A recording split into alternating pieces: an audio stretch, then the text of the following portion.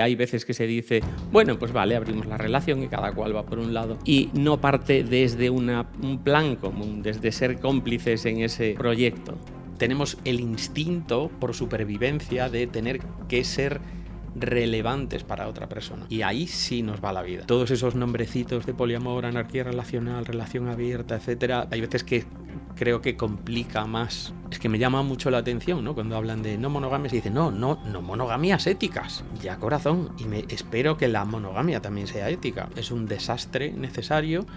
Tener que incluir el consentimiento para mí es como si incluyeras un capítulo de consentimiento en los libros de recetas. Todo el mundo quiere decir no, lo mío es no jerárquico, que suele ser una mentira como un piano, porque generalmente las relaciones son jerárquicas dependiendo de la pregunta que hagas. Bueno, ese número pequeñito de personas que importan tanto, ¿en serio? Ahí tú funcionas como estas son mis condiciones y tú verás. Ya, pues coges el menú y eliges otra modalidad, ¿no? Bienvenidos y bienvenidas a Sobran las Palabras, un podcast que habla sobre relaciones personales. Hoy vamos a hablar sobre las no monogamias, por así decirlo. A modo de disclaimer voy a decir ya que llevo una hora charlando aquí con Miguel. Ahora te voy a presentar. Y me ha petado la cabeza ya por todos lados, así que no sé cómo va a salir esta entrevista, no sé si estos dos folios que tengo por los dos lados van a servir de algo o los voy a lanzar hacia un lado, pero va a ser interesante seguro.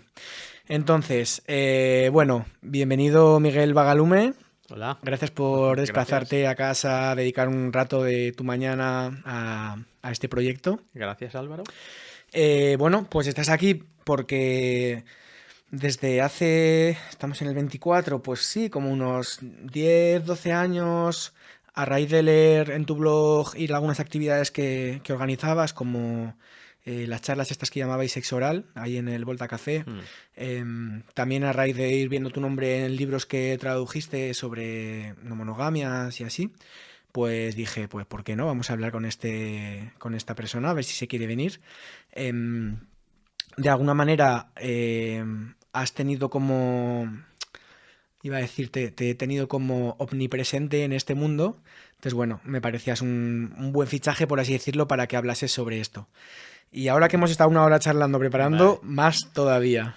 Vale, pues nada, pues muchas gracias. Y sí, o sea, desde el 2006 que encuentro lo que se transformaría con los años en Poliamor Madrid, pues había como un grupo inicial y ahí fue donde encontré The Ethical Slut, Ética Promiscua, y ahí fue donde empezó como todo el lío de empezar a ver que era una cuestión que no solo hay que inventarse, que es como lo que había hecho yo en mi vida hasta ahí, era como irme inventando las formas.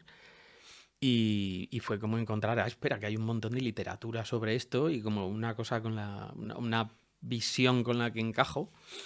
Y entonces fue como empezar a tirar del hilo y del hilo empezó a ir un libro, otro libro, otro libro, otro libro, pues hasta hoy día. Qué guay.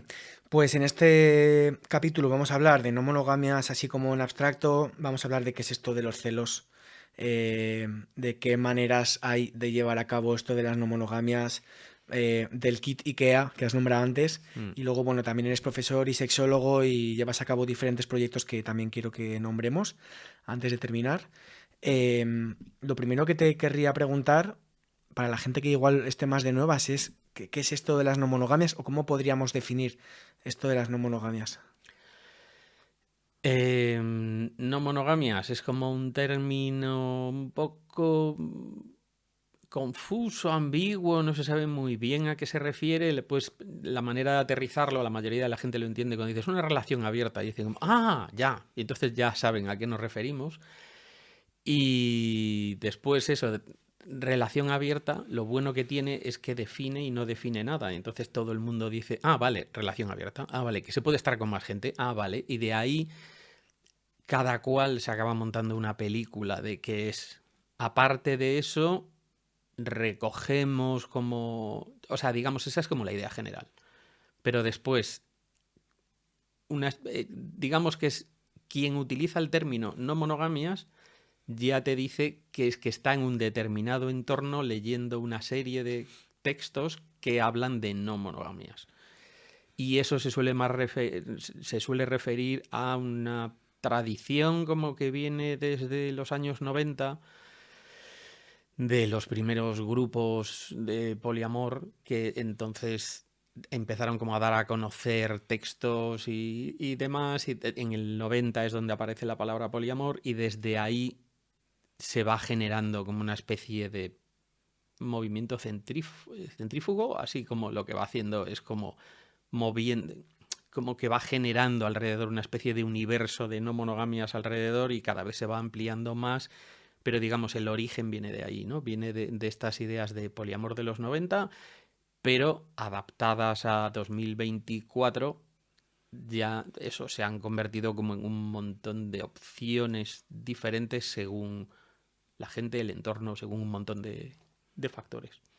Más o menos estas opciones, o sea, esta palabra que es un poco paraguas que recoge diferentes propuestas, ¿qué diferentes propuestas recoge? No sé si decir cuántos o cuáles, qué opciones hay, ¿no? Por así decirlo. ¿Qué nombres tienen o qué etiquetas tienen estas maneras de relacionarse? Ahí yo lo que suelo hacer es, en mis talleres, el enseñarles un mapa de no monogamias que diseñó un señor hace unos años. Se puede encontrar eso como mapa de no monogamias. Es como una cosa muy liosa, donde se ve un montón de apaños y acuerdos y maneras de hacerlo. Y ese es como, digamos, la manera más realista de entender qué tipos de no monogamias hay. Porque si no, corremos el peligro de convertir, digamos, a las no monogamias en otredad. O sea, convertirlo como en una perversión, una parafilia, una desviación, una cosa rara, en lugar de entender que, por ejemplo, tenemos algo muy parecido a las no monogamias desde que existe el divorcio. Desde que existe el divorcio puede haber, si hay criaturas en medio, las personas que se divorcian siguen teniendo una crianza en medio, pero cada persona por su lado tiene relación con otra persona que a lo mejor tiene criaturas de otra relación anterior, con lo que entonces ese universo tan complicado ya lo tenemos desde hace mucho tiempo y entonces la cuestión es más pensar qué cosas del pasado sí podemos recuperar o sí fueron útiles o sí nos pueden valer para entender las redes, lo que le llamo yo redes vinculares complejas o redes vinculares, eso ya es suficientemente complejo.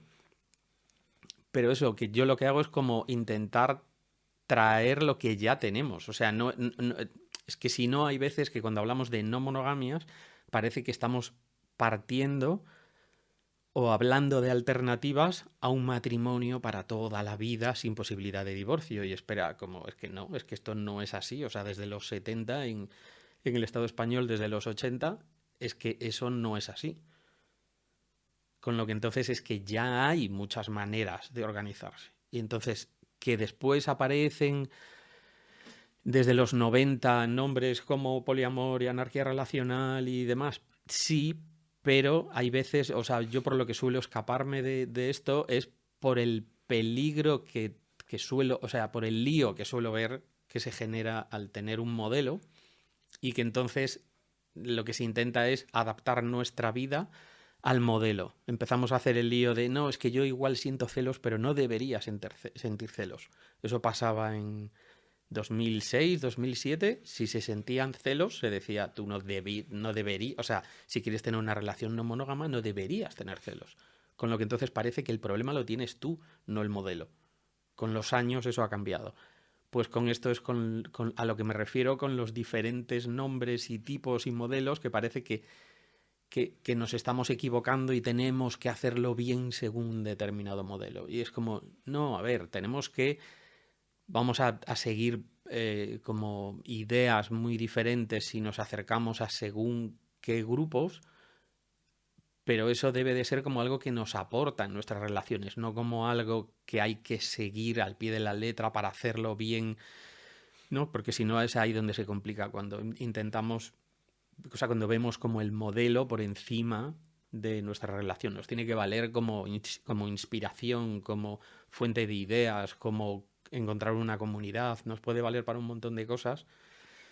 Pero eso, todos esos nombrecitos de poliamor, anarquía relacional, relación abierta, etcétera, hay veces, o relaciones swingers o lo que sea, hay veces que creo que complica más que ayuda. O sea, otra cosa es después hablando con alguien en concreto en consulta, entonces ahí sí le dices, vale, en vuestro caso, ¿qué estáis buscando? Y a partir de sus propios deseos, de qué están buscando, de qué les apetece, a partir de ahí es, vale, en vuestro caso, entonces quizá o esto os podría cuadrar.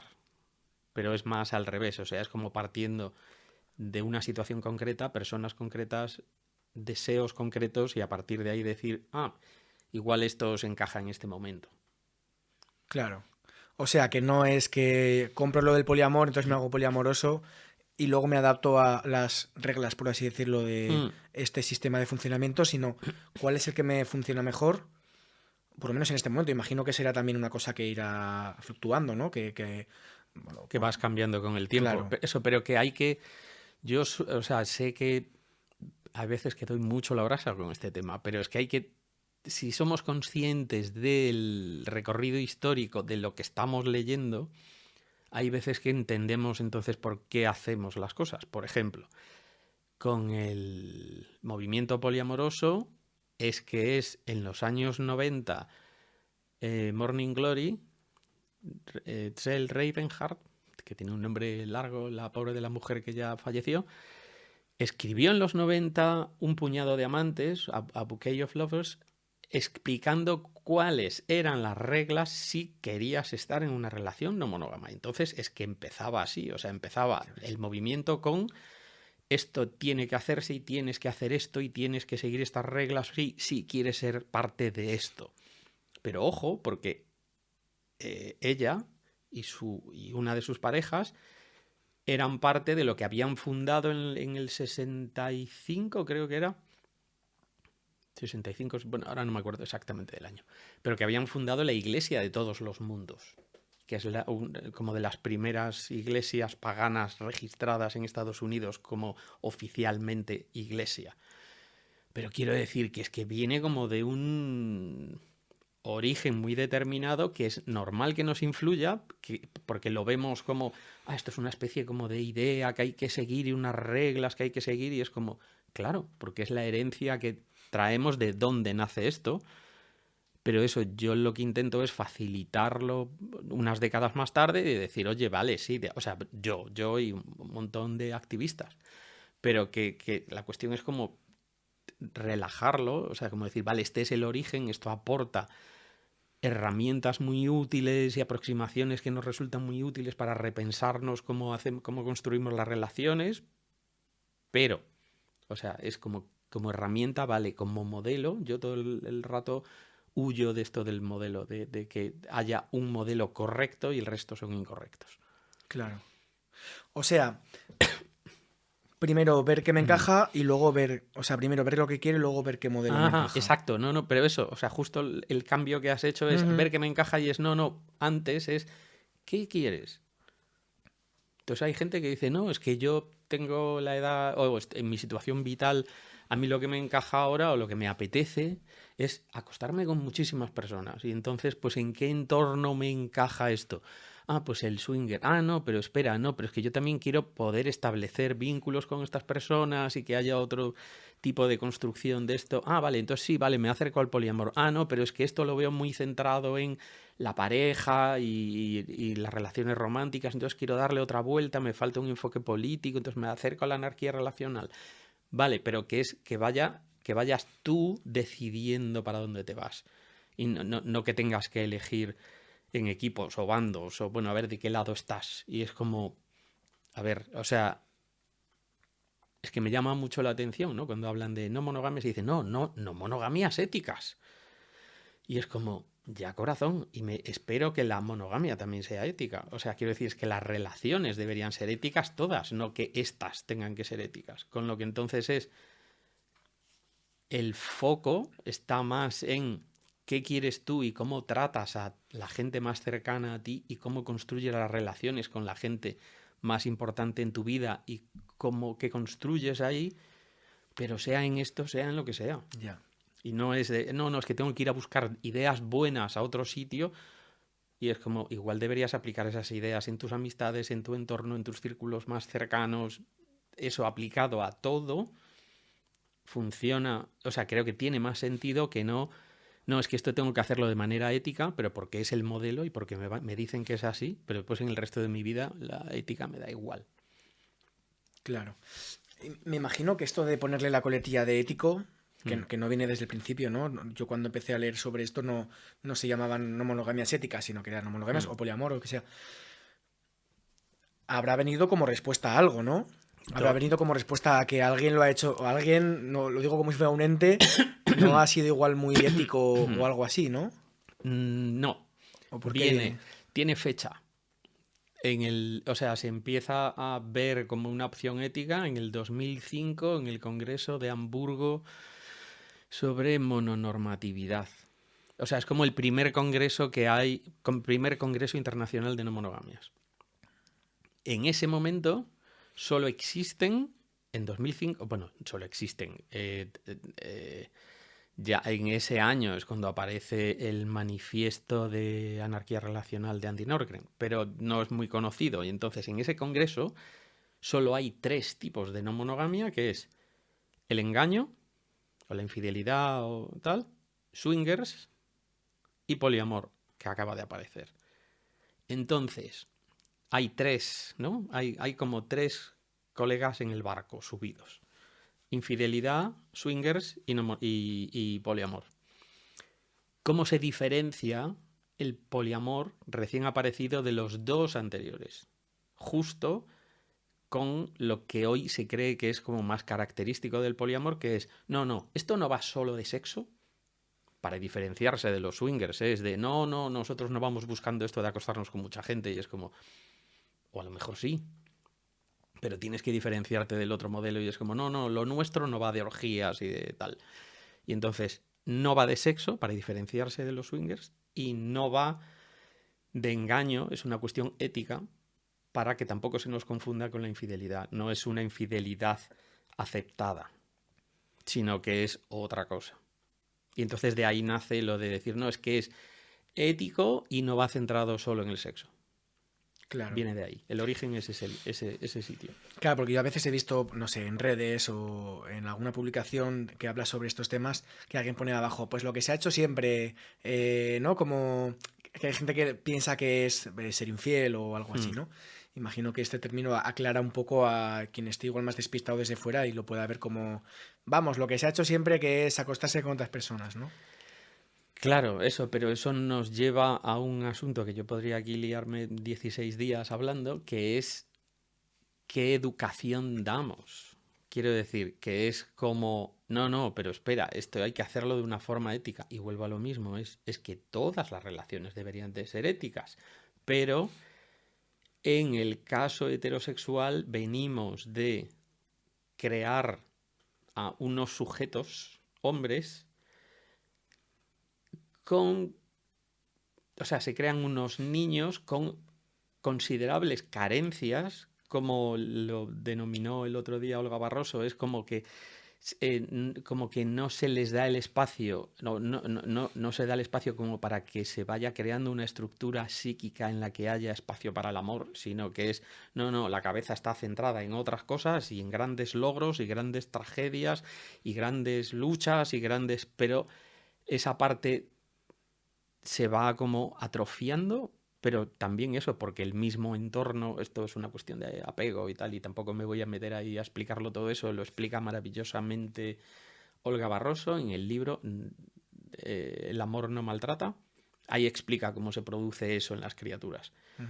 Pero entonces, si no damos esa formación a las criaturas después cuando empiezan a tener pareja, también vamos a seguir arrastrando el mismo lío de que después intentamos regular las cosas cuando tienen 14, 15, 16 y es no, es que el lío viene de antes ya. Y entonces si antes confundimos la educación sexual con educación genital en vez de educar para relacionarse con otros sujetos que le atraen, o sea, de eso va la educación sexual, es de me quiero entender yo y quiero entender a quien me atrae y quiero entender este lío. Y eso se puede explicar desde muy pronto sin entrar a hablar de genitales ni de relaciones sexuales ni nada. si eso se empezara a hacer desde el principio, cuando después tienen 12, 13, 14, 15 y les empieza a atraer a alguien, ya traerían todo ese bagaje. Y en realidad es que no lo traen. Llegan ahí, a mí de esto no me han hablado, yo he aprendido lo que me ha enseñado mi entorno, ahí me lanzo. Y cuando me lanzo y empezamos a ver el resultado, empezamos a decir, no, no, no, cuidado, no, es que hay que enseñarle sobre consentimiento, y es como, perdona, pero el consentimiento esto debería haberlo visto en los 12 años anteriores de su vida, no cuando tiene 12 años. ¿Dónde se os ha perdido esto? Como para decirle, no, no, es que ahora en esto que es relacionarte con alguien, en vez de comportarte como un salvaje, tienes que tener ciertas buenas maneras en la mesa. Y es como, perdón, o sea, ¿qué le estás diciendo? ¿Le estás diciendo que es algo incontrolable? O sea, hay como un lío considerable que nos obliga después a estar inventándonos, no, es que las relaciones tienen que ser éticas, es como, todas tienen que ser éticas, todas tienen que salir de conecto con quien tengo delante. Esa persona que tengo delante es una de las personas más importantes de mi vida y quiero construir algo que nos beneficie mutuamente o que nos haga bien mutuamente.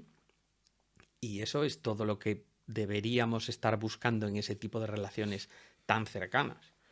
Deberíamos estar buscando, lo dicho, pues el término técnico sería como retroalimentación positiva con esas personas tan cercanas, que nos hagamos bien mutuamente, esa gente que es muy poca, a esa gente que tenemos más cerca. Y ahí deberían estar entrando otras ideas mucho más profundas y mucho más amplias, que no decir, no, es que con esta persona a la que quieres tanto, pues no la engañes, no la traiciones, no saques lo peor de ti. Y es como, ¿en serio hay que avisar esto? Claro, y esto tampoco es que tenga que ver con las no monogamias. Claro, esto tiene que ver con la vida y las relaciones, claro, en general. Tiene que ver con la humanidad, es con qué te sale como humanidad. Fíjate, esto del consentimiento bueno, de alguna manera creo que es positivo que al menos se esté hablando ahora, frente a que no se hablaba siquiera, pero es verdad que yo a veces veo parejas, generalmente chico-chica, en las que el chico toma las decisiones de dónde vamos a cenar, dónde vamos a ir de viaje, a qué hora, si vamos o no a casa de no sé quién, ¿no? Como que esa jerarquía está impuesta ahí. Entonces, yo me imagino que en la cama será lo mismo, ¿no? Me imagino que en la cama justo los roles se inviertan, ¿no? Entonces, me imagino que el consentimiento no solo es a la hora de tener relaciones sexuales, sino a la hora de que si yo voy a comer luego contigo, no te diga yo, vamos a comer en este sitio, y ya está, y se adapte. O no, que se tenga en cuenta y eso, yo qué sé, Claro. creo que el consentimiento podría ser incluso en un atasco tener en cuenta el de al lado, en cualquier Claro, relación, ¿no? pero eso, yo suelo preferir ampliar la perspectiva de, en ese caso, ¿no? Que hablas de este chico y de esta chica. Ahí también vuelvo a citar a lo que decía el otro día Olga Barroso. El lío está, hay toda una construcción cultural durante milenios. Esta chica por lo menos recoge los últimos siglos en los que se le enseña que su vida consiste en ser satélite de él. Pero es que están los dos, él muy a gusto con que ella sea el satélite y ella entendiendo que ese es su papel o que el entorno lo que le dice es que ella es la satélite. Con lo que entonces, eso es lo que está debajo del problema del consentimiento.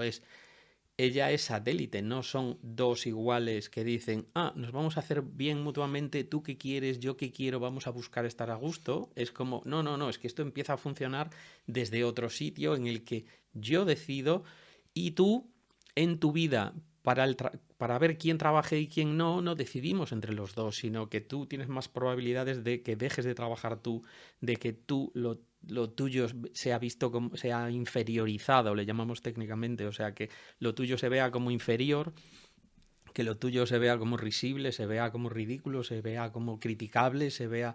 Y hay como toda una construcción que, perdón el mansplaining, pero eso, que existe como toda esa construcción durante miles de años como para que se entienda como que en las relaciones heterosexuales uno es el centro y el otro es el satélite. Si eso se rompe, ya hay dos iguales. Ya es como, espera, estoy viendo a una igual delante de mí, ya no mi satélite. Y entonces si empiezo a ver a una igual, es como, espera, ¿cómo organizamos esto? Y entonces no es que tengas que incluir el consentimiento, sino que esto, metiéndome como a un lío mucho más grande que no da tampoco para entrar, pero es el consentimiento, desgraciadamente, a menudo aparece relacionado con relaciones sexuales. ¿Pero por qué? Porque aparece de la mano de la idea que nos hemos comido todo el rato desde Freud de, no, es que hay un impulso, una pulsión que es incontrolable. Sí, pero, o sea, con esa mentira nos basamos todo el rato como si dijeras, no, es que yo tengo una pulsión incontrolable de que veo billetes de 100 euros y me los tengo que llevar. Porque es que tengo una pulsión incontrolable. Y es como, no, a ver, tengo mis valores y con mis valores puedo decidir si robo esos 100 euros o no. Total. Pero, ¿cómo no se ha revisado? Bueno, se han hecho revisiones desde la sexología, pero no hemos sabido transmitirlo a todo el mundo, pero no se ha revisado cómo se entiende la sexualidad, pues el 99% de la gente la sigue entendiendo como se entendía con Freud, que es, hay una pulsión incontrolable. Y entonces es, espera, como esto es incontrolable, aquí sí hay que meter el consentimiento. Y para mí es necesario, pero es un desastre necesario tener que incluir el consentimiento. Para mí es como si incluyeras un capítulo de consentimiento en los libros de recetas y dices, y estos son los postres, estos son los primeros platos, estos son los entrantes, estos son las ensaladas y una parte al final que es consentimiento. No te dediques a alimentar a la gente contra su voluntad. No utilices las herramientas de cocina contra quienes tienes alrededor. Cuida de su bienestar. Y estarías diciendo, ¿pero de qué estamos hablando? Y es como, bueno, es que estamos hablando de algo incontrolable. El hambre, que tú puedes estar en la cocina, puedes tener muchísimas ganas de comer, puedes perder el control y entonces igual le comes la oreja a la persona, literalmente, a la persona que tienes al lado. Y es como, pensaba que que estábamos un poquito más adelante y que en la cocina podíamos estar un poco a gusto. Pues igual que en la cocina estamos a gusto, se puede hacer en el resto. O sea, los valores que aplicas en el resto de tu vida se puede aplicar en lo que tiene que ver con tu sexualidad. Pero, o sea, la cuestión es mover esa pieza de quitar esa idea de esa pulsión sexual y esa visión irracional. Eso, Amezúa es el único del que yo sepa, o sea, es del único del que he leído que quita del centro esa idea de que hay una pulsión sexual incontrolable que hace incontrolable todas las relaciones sexuales y todo el comportamiento de la sexualidad humana. Esa idea de Freud la cuestiona y lo que hace es eliminar, o sea, no eliminar, o sea, es como darle un lugar secundario a eso, es como, vale, sí, hay una parte irracional en todo lo que hacemos, en esto también, pero hay unos valores también que después aplicamos y entonces hacemos cosas razonables. Y entonces el trabajo, yo lo suelo definir como el giro copernicano que hace Amezúa es, vale, y si quito esta pieza de aquí, ¿cómo explico toda la sexualidad humana? Y entonces va parte por parte por la identidad, por la orientación, por los deseos, por las fantasías, por la atracción, por el lío en pareja, por todo, de punta a punta va yendo tema por tema y diciendo, ¿y esto cómo se explica sin esa pulsión? ¿Y esto cómo se explica sin esta pulsión? Y todo eso está escrito. O sea, tiene una manera como enrevesada de hablar y aparte como es cambiar todo un paradigma, tú empiezas a leerlo y dices, pero este señor que me está contando. Yo como le suelo decir a mi alumnado es, yo tardé 3 años en ver la pieza. O sea, yo llegué al máster y me empezaban a contar cosas y yo era como, bueno, sí, vale, pero esto no es lo que yo venía buscando. Y el segundo año fue la rendición de, bueno, va, pues venga, que me cuenten y ya está. Y el tercer año fue como que hizo cataclac, me encajaron las piezas y dije, ahora entiendo, el trabajo es, lo que te digo, es haber revisado toda la sexualidad humana y decir, ¿y esto cómo puedo comprender este fenómeno con esto que estoy, con esta base, con este cimiento que cambio, con esta piedra angular que cambio de sitio. Y lo que ha hecho es revisarlo todo y decir, cambiando la piedra angular, quito esta y se explica con esto, con esto, con esto, con esto, con esto, y todo encaja.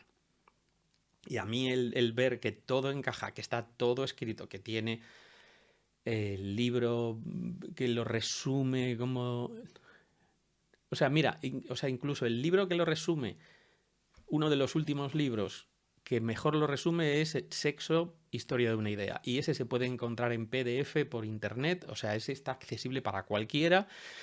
Cualquiera lo puede empezar a leer y cualquiera puede pensar, igual que pensé yo en su momento, pero qué chorrada es esta, no estoy en absoluto de acuerdo, y es como, ya lo sé, porque te lleva a la contraria a todo lo que dice tu entorno. Pero cuidado, porque todo lo que dice tu entorno es el origen del lío de que haya que meter el consentimiento ahí. Wow. O sea, ¿cuál sería como el resumen de entonces qué es lo que dice el entorno y cuál es esta otra propuesta? Claro, o sea, el entorno lo que dice es la sexualidad humana se basa en comportamientos irracionales. Por lo tanto, tenemos que tener muchos controles, tenemos que educar, tenemos que controlar, tenemos que cambiar, tenemos que hacer un montón de cosas porque esto es incontrolable. Pero es que la cuestión es no cuestionas esa base, no cuestionas esto es incontrolable en vez de decir, es que claro que hay un montón de cosas irracionales que hacemos los seres humanos, pero afortunadamente los valores que tenemos, nuestras ideas, hay un montón de cosas que van por encima de esos deseos irracionales. Entonces yo le puedo ver a alguien una cámara de fotos maravillosa, no voy y se la robo. Le veo un móvil maravilloso, no voy y se lo robo. O sea, es como, claro que hay una parte de mi cabeza que dice, uff, qué envidia, no sé qué. Claro, ya lo sé, pero es que afortunadamente tenemos facetas maravillosas de nuestra vida que es que son muchísimo más poderosas que ese impulso. Y entonces lo que dice el entorno es, hay un impulso en la sexualidad humana incontrolable que nos lleva a lo más oscuro. Eso es comprarse la patologización de la sexualidad del siglo XIX. Frente a eso, esta propuesta es la de entender que nos buscamos desde otro sitio. No nos buscamos para aparearnos, sino que hay un algo que nos atrae a otra persona, y ese algo que nos atrae es precisamente, y aquí me pongo un poco pedante, pero bueno, ahí están los libros que cito, lo que nos atrae es la otredad de la otra persona, es que sea diferente a mí, y nadie, afortunadamente, entiende la naturaleza del deseo. ¿Y por qué me atrae esta persona? Es como, sí, sabemos de cosas que influyen en nuestra cultura, que nos influyen para que nos guste tal o cual cosa, pero afortunadamente nadie sabe por qué nos gusta una persona en concreto.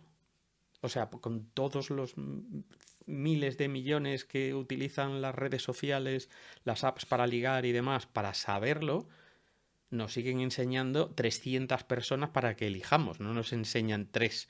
Y dicen, mira, con lo que nos has contado es que te van a atraer estas 3. Es como, no, me pones 150 y que yo vaya viendo, yo vaya descartando, pero no tienes ni idea. O sea, vas brujuleando y me vas lanzando un montón de... Entonces la cuestión es, alguien nos atrae por no sabemos qué razón, pero sí desde hay un fondo, una cierta sensación de que esa persona nos puede hacer bien, y la otra persona también tiene esa sensación mutua de sí, nos podemos hacer bien mutuamente. Y eso es lo que estamos buscando todo el rato. De eso sí tenemos un instinto, y además ahí también me puedo enrollar. Pero tenemos el instinto por supervivencia de tener que ser relevantes para otra persona. Y ahí sí nos va la vida. Entonces ahí es la pieza que cambia, es que necesitamos ser relevantes para otra persona, y ahí eso unido a la atracción es, digamos, lo que entendemos como por la parte relacional de la sexualidad, de cuando alguien te atrae, el deseo erótico, etcétera, etcétera. Claro, entiendo que esto no hay todavía, no hay claridad al 100%, ¿no? De qué es lo que se mueve para que alguien te guste. O No, sea, no, exacto. O sea, eso, Tinder ya les gustaría saberlo. claro.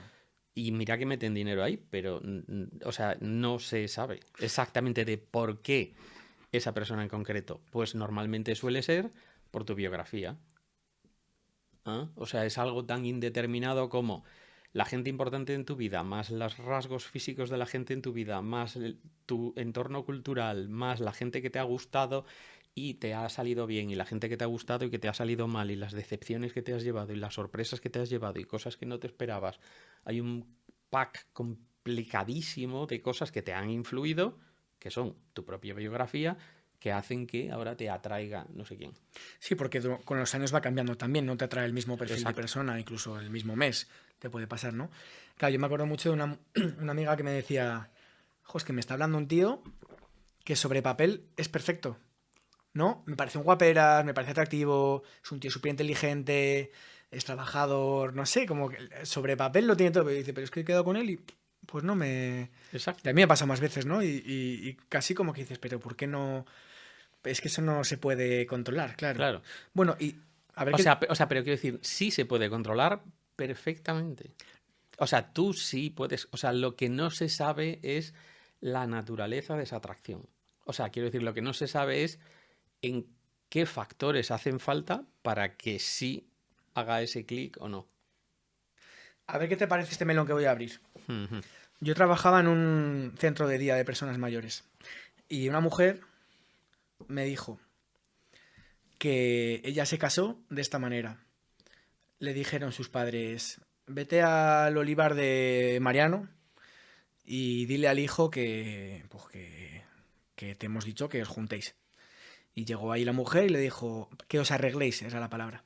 Y llegó la mujer y dijo, nada, que me han dicho mis padres, Mariano, que me han dicho mis padres que venga aquí y que pues que nos arreglemos. Él dijo, ah, pues vale, pues luego quedamos. Y vivió con él, pues yo qué sé, 50 60 años, 70 años a lo mejor. Y yo pensaba, claro, como con mucho interés y a la vez respeto, pensaba, estas dos personas se han llegado a enamorar después de pensar, no me queda otra. Bueno, no me queda otra, imagino que a él sí que le quedaría otra si quería, pero a ella, ¿no? Por esto que, del contexto en el que vivimos, yo pensaba, esto del roce hace el cariño será un poco de verdad, se puede controlar un poco. Puede que alguien que solo te guste sobre papel puedas intentar hacer algo para que sí que te termine gustando. Varios detalles de lo que acabas de contar. En este caso, no lo sé, efectivamente. ¿Se llegaron a enamorar o se podían haber llegado a enamorar? Sí, y a mí me encanta además como simplificarlo todo muy mucho. Es de qué dependería de que se enamoraran o no, de su vulnerabilidad mutua o no. Y no depende de nada más. Y entonces, si una de las personas empieza a vulnerabilizarse y empieza a decir, oye, la verdad es que a mí me daba cosa cuando dijeron que nos arregláramos, pero te estoy cogiendo cariño y entonces ahora empiezas a ser alguien importante en mi vida, entonces ahora la verdad no me imagino mi vida sin ti, y la otra persona dice, ah, sí, yo la verdad es que estoy empezando a sentir algo así de al principio era como raro porque yo venía de otra familia, entonces estar contigo era marciano, así de que nos habían dicho que nos teníamos que juntar, pero has pasado a ser tan importante en mi vida y el cariño y no sé, como el apoyo que hemos sido siempre, etcétera, etcétera. ¿Qué está pasando ahí? Que se produce lo que yo explico en talleres, en clases, en consulta, que es cómo nos vinculamos con alguien. O sea, cómo se vinculan dos sujetos. No solo en pareja. Y es el que una persona se vulnerabiliza y entonces cuenta algo, eso, o la hace, o la pone en una posición vulnerable. O sea, cuando después dices, ay, espera, le voy a decir a no sé quién que me gusta. Pues eso, el decirle me gustas, pues te vulnerabiliza delante de esa persona que me puede decir, pues tú a mí no.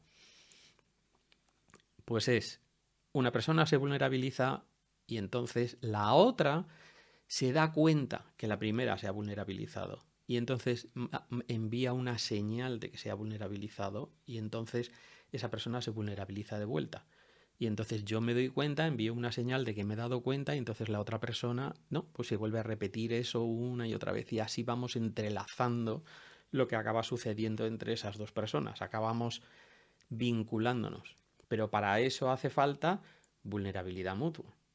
Pero lo que me estás contando es en un entorno que a lo mejor ese hombre, y vuelvo a lo que estaba explicando antes de los críos y cómo se les educa y la masculinidad y demás, es si se le educa en tú no tienes que vulnerabilizarte, en realidad se le ha educado a algo mucho más cruel que es en nuestro entorno, cuando eres un niño, nos da igual si tienes pequeñas emociones que te alteran y que no sé qué. Mira, da igual, porque es que no te preocupes de eso, tú preocúpate de trabajar, preocúpate de grandes logros o resuelve grandes tragedias en tu vida, ¿no? Yo lo que suelo decir es como que la educación es que estés pendiente de cuando el termómetro llega al 10 o llega al -10, pero todos los grados intermedios descubres que tu entorno no te presta atención cuando hablas del 3 o del -3. Y entonces espera, es que no es mi entorno, es la gente de la que dependo, de la que depende mi vida porque soy menor, la gente de la que depende mi vida me ignora cuando comparto emociones y sensaciones y miedos del 3, del 2, del 5 y dicen, venga, y entonces veo que solo me hacen caso cuando hablo del 10 o del -10. Con lo que entonces acabas no desarrollando en ningún momento de tu vida la capacidad de estar viéndote, sabiendo qué sientes, saber cómo compartirlo, etcétera, etcétera. Solo compartes grandes cosas o grandes tragedias. Con lo que entonces, volviendo a la pareja que me contabas tú, es si ese hombre no ha tenido un entorno que le haya alimentado esa parte, pues encontrar entonces con esa mujer que no se vulnerabiliza nunca y entonces él va a trabajar y después de trabajar va para casa y en casa descansa y respeta a su mujer y la trata, ¿no? O sea, es como si la trato como una empleada del hogar con mucho respeto y es como, bueno, ya, pero si no hay vulnerabilidad de su lado, ella está en esa posición de que la han educado durante miles de años y todo el entorno le dice, o sea, ¿qué es lo que le dice el entorno a ella? Vete de satélite a este sitio y conviértete en satélite de aquel señor. No le dicen, oye, vamos a hablar con el otro para que venga y se convierta él en satélite. Le dicen, no, vete tú a hacerte satélite. Con lo que entonces es que el mensaje que reciben es, pues esto es muy lógico, tú apareces aquí, estás rotando en torno a mi vida y a mí no me han enseñado a vulnerabilizarme, con lo que entonces no sé cómo vincularme contigo, con lo que entonces cada día esto es más incómodo, con lo que entonces estamos en esta casa que no sabemos qué hacer, yo no te entiendo, tú no me entiendes y entonces yo me entiendo con mis amigos, que es con quienes les cuento la verdad de mi vida, y ella se entiende con su entorno, que es a quien le contará la verdad de su vida.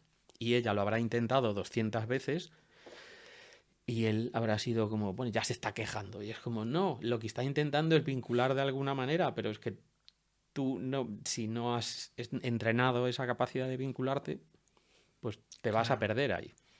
O sea, dirías que la vulnerabilidad es un ingrediente esencial en relaciones monógamas o no monógamas o incluso en Hmm. relaciones de amistad o de familia o lo que sea, ¿no? Sí, exacto. Es como lo que nos hace posible vincularnos a otras personas y en la medida en la que revisitamos ese vínculo una y otra vez y lo reforzamos y demás, se va haciendo más fuerte y vamos teniendo más confianza con otra persona. Pero eso nace de estar alimentándolo y cultivándolo. Claro. Y eso es con todo el entorno. O sea, quiero decir, con todo el entorno. En realidad, tenemos como un entorno muy pequeño, como de entre 1 y 5 o 6 personas, que son como esa gente que está ahí y va a estar ahí siempre, pero son muy poquitas. Y es con esas personas con las que nos dedicamos como a estar creando esos vínculos. Y hay veces que conocemos a alguien nuevo y decimos, esta persona, mira, igual que sí me gustaría compasar mi vida con esta persona. Y entonces cuando quiero hacer eso, inicio ese trabajo, ¿no? Ese proceso con esa nueva persona. Pero es una cuestión de irlo cultivando con esa gente que nos sentimos que nos podemos hacer bien mutuamente. Claro. Claro, sé que no hay una receta, ¿no? Ahora voy a empezar a vulnerabilizarme, pero a la gente que le cuesta, y me incluyo, cada vez me cuesta un poquito menos, pero sí que he estado muy en, esto no hay que hacerlo, ¿no? ¿Por dónde podría empezar esa gente que nos está escuchando y está diciendo, pues este tío para mí que tiene razón, pero no sé, qué miedo, ¿no? Vulnerabilizarse. ¿Por dónde se podría empezar un poco a abrir ese agujero en la valla, ¿no? Para poder ir haciéndolo más grande e ir compartiendo esa vulnerabilidad. Yo creo que hay veces que ayuda el ampliar la perspectiva, porque a veces nos dicen como, bueno, ¿qué hago yo y qué hace mi entorno? ¿No? Pero que es una especie de yo, el entorno. Y en medio falta ese grupo de una persona, 2, 3, 4. Y entonces la cuestión es, ojo, porque el ejercicio puede ser que te puede dar un vértigo terrible, porque normalmente es como, no, pues yo tengo muchos amigos y es como, ya, pero relax, ahí te vas a poner a buscar y hay una persona o 2 o 3, ya no hay más.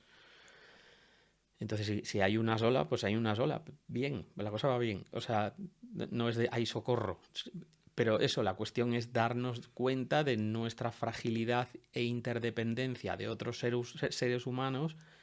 Después con eso tengo que sacar a otro tema. O sea, de ese instinto de interdependencia. Pero eso, que la cuestión es saber qué grupo es, o sea, quiénes están en ese meollo, quiénes están en ese grupito. O sea, quiénes están ahí en ese grupo de 1, 2 o 3 personas. Y eso cultivarlo. Pero es saber quiénes están ahí. Y entonces quienes están ahí no son el entorno. No, es como tienes varios círculos y después tienes amistades y después tienes conocidos y después tienes no sé qué. Vale, sí. Pero el meollo está en ese grupo cercano. Y en ese grupo cercano, incluso si somos alguien que no tenemos la costumbre de vulnerabilizarnos, por donde podemos aprender mucho es callándonos un momentito y espera. O sea, voy a escuchar cuando se vulnerabiliza a la otra persona o a ver si me doy cuenta cuando se está vulnerabilizando la otra persona. Y entonces es, ahí. Pero entonces en cuanto tú te des cuenta y se lo devuelvas, ya se está provocando el lío. O sea, ya es como que la otra persona va a decir, ya me escuchas. Ah, vale. Ah. Y entonces ahí empieza el lío. Claro que a veces las personas que no hemos sido educadas en no vulnerabilizarse, cuando alguien lo hace, tratamos como de salir de ahí, ¿no? Como de, no sé, yo siempre recuerdo un momento en el que llegué a una plaza, había varios amigos, me senté y me dijo uno, ¿qué tal? Y le dije, pues estoy en la mierda, tío. Lo dejé ayer con esta pareja, lo dejamos ayer. Y el chaval se puso súper nervioso y me dijo, ¿y en el trabajo qué tal? Claro, exacto, pero que es tú vulnerabilizas y el otro No estaba preparado para recogerlo en ese momento, no, no no, sabía o no no, no, quería o... no. El lío más complicado ahí es el mensaje que recibes tú, que es esta gente me rechaza si yo comparto cómo me siento. Con lo que entonces esto me lo tengo que comer. Ya, O sea, el lío no lo tiene él, el lío lo tienes tú. O sea, quiero decir, en tu vida el lío que más te afecta ya, es el tuyo, no el suyo. No es ya, que ya, él ya, no ya. esté, es el mensaje que te ha mandado, igual que el que te crió, de, no, cuando nos cuentas estas chorradas, esto guárdatelo para ti porque Ya, no nos interesa. Pero es que para ti es muy importante, por eso lo has compartido. ya. Y entonces eso, lo que vuelves a recibir el mensaje de, cuidado, es peligroso que compartas algo que te duele porque la gente de la que dependes se puede ir. Ujú, Y eso no te lo puedes permitir. ya. Claro, yo lo que... Bueno, por acabar de contar la historia esta, luego este amigo al mes me mandó una carta postal con un dibujo y escrita preguntándome por, ¿no? Como, no preguntándome por eso, pero como acompañándome, ¿no? Hmm. Que también tenemos maneras a veces como como ajustes de acompañar, ¿no? Y me dio mucho gusto. Sí que noto, por ejemplo, en los talleres de comunicación no violenta y esto siempre hablamos de cuando alguien nos cuenta algo y para tratar de sacarle de esa emoción, que le vemos que está pasándolo mal, pues le decimos que no es para tanto y le intentamos sacar de ahí, ¿no? Y, joder, me explotó la cabeza. Digo siempre que es como que si yo te digo, Miguel, estoy súper contento porque me ha tocado la lotería y tú me dices, bueno, pero no es para tanto, Álvaro, no te pongas tan contento porque, yo qué sé, Hacienda se va a quedar la mitad, ¿no? Mm. Entonces, bueno, me interesa el poder ver lo que está en la otra persona y no lo cuento a veces como ni echarle más leña al fuego ni tratar de apagarlo, ¿no? Como pues si estás vulnerable y estás blandito, pues te acompaño ahí, pero esto no me parece nada fácil. Yo me ha costado mucho y veo que hay gente que le cuesta y que igual nunca lo va a querer hacer. Claro, pero no lo hace porque en su crianza le han enseñado que es peligroso hacerlo. O sea, que va a su propio bienestar, está en juego ahí. Entonces tiene mucho sentido que no hagas algo que te han enseñado que es peligroso. Claro. O sea, que te han enseñado. Que te lo han enseñado las personas de las que dependías cuando eras dependiente, cuando eras menor. Ujú. Pues ahí es el lío que tenemos pendiente de cambiar. Que ahí es lo que comentaba antes del libro de Olga Barroso del amor no maltrata. Eso, ahí es lo que habla, de que eso se tiene que criar, que se tiene que cultivar en menores. Desde ahí, no después cuando tienen 12 años a ver cómo se relacionan. No, a ver qué estructura psíquica tienen esos menores.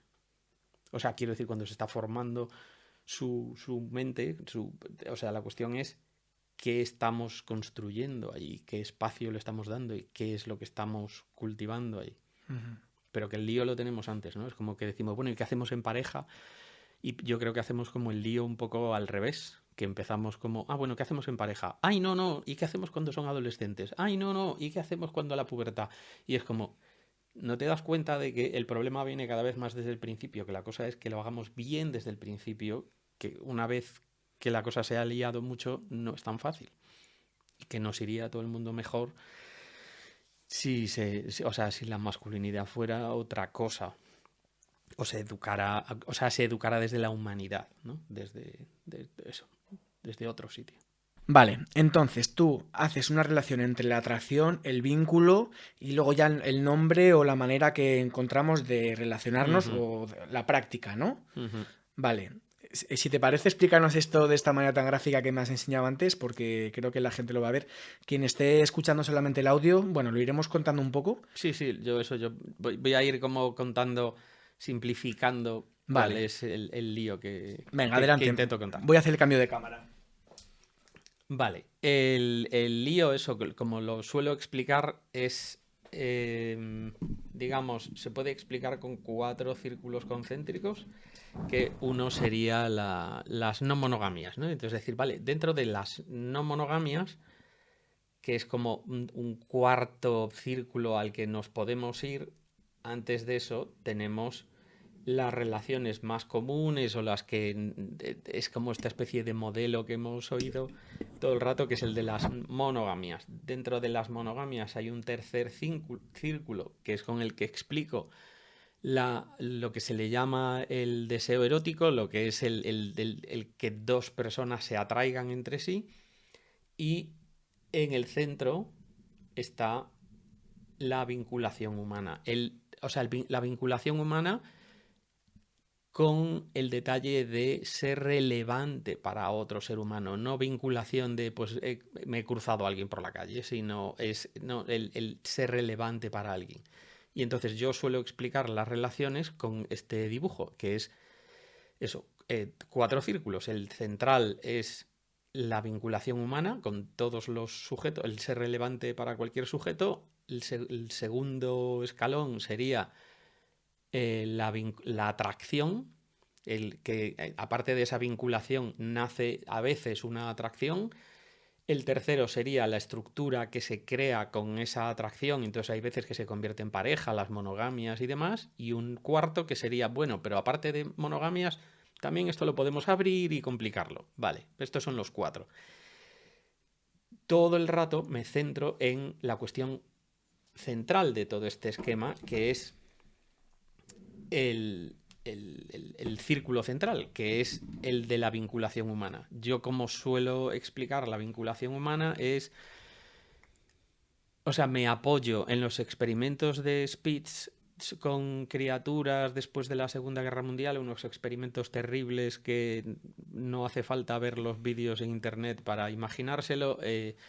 Eran experimentos en orfanatos donde lo que se hacía era ver cómo afectaba el cuidado a esas criaturas. Y entonces las criaturas que no conseguían ser relevantes para ninguna cuidadora aumentaban, tenían más probabilidades de morir y acababan muriendo, creo que era un porcentaje del 30% de esas criaturas.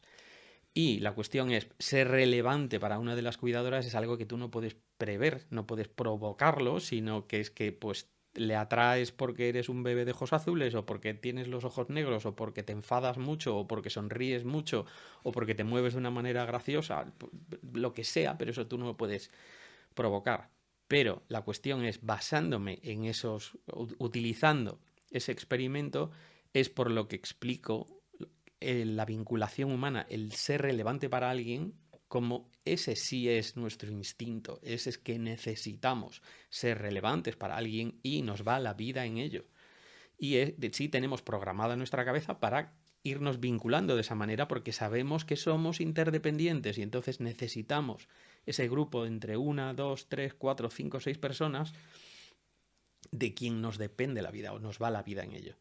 A partir de ahí, ese es el círculo central. A partir de ahí, hay veces que en ese entorno aparece alguien que nos atrae, que es el mecanismo muy inteligente que tiene nuestra especie para aumentar el pool genético, que se le llama la variabilidad genética, que eso asegura la supervivencia de la especie. No porque tenemos que reproducirnos, sino porque es que cuanto más se amplíe el círculo, más aumentamos las probabilidades de supervivencia. Con lo que entonces lo bueno es eso que le llamamos atracción, eso que no sabemos explicar muy bien qué es nuestro mecanismo acelerado de vinculación con alguien fuera de nuestro entorno familiar, de quienes nos han criado. Es una manera de vincularnos con una autopista y decir, vale, no, es que me vinculo muy rápido. Y es como, claro, es que tenemos nuestra cabeza preparada para hacer algo igual de rápido, igual que dé la misma sensación de eterno que nos da la relación familiar o del entorno que nos ha criado.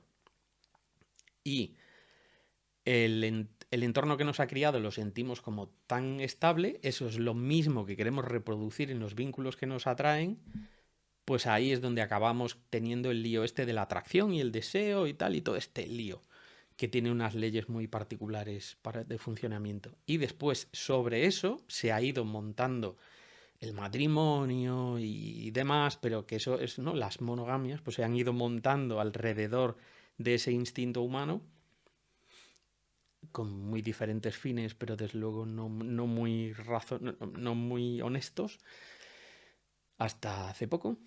Y después el cuarto círculo sería el que sí, que podemos, aparte de monogamias, abrir esto a no monogamias y hacerlo más complicado. Vale, pues podemos hacerlo más complicado. Entonces creo que con esos 4 círculos, por eso siempre vuelvo a esta cuestión de la vinculación humana, porque está en el centro, en el meollo de las no monogamias, de todas las relaciones.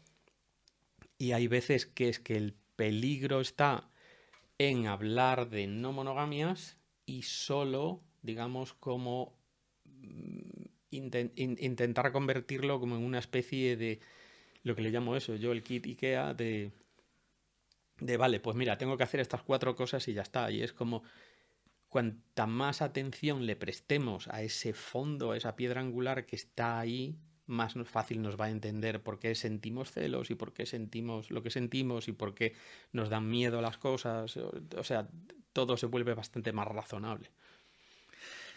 Claro, me has contado esto cuando hemos llegado aquí hace 2 horas, lo del kit IKEA, lo de como los costes de...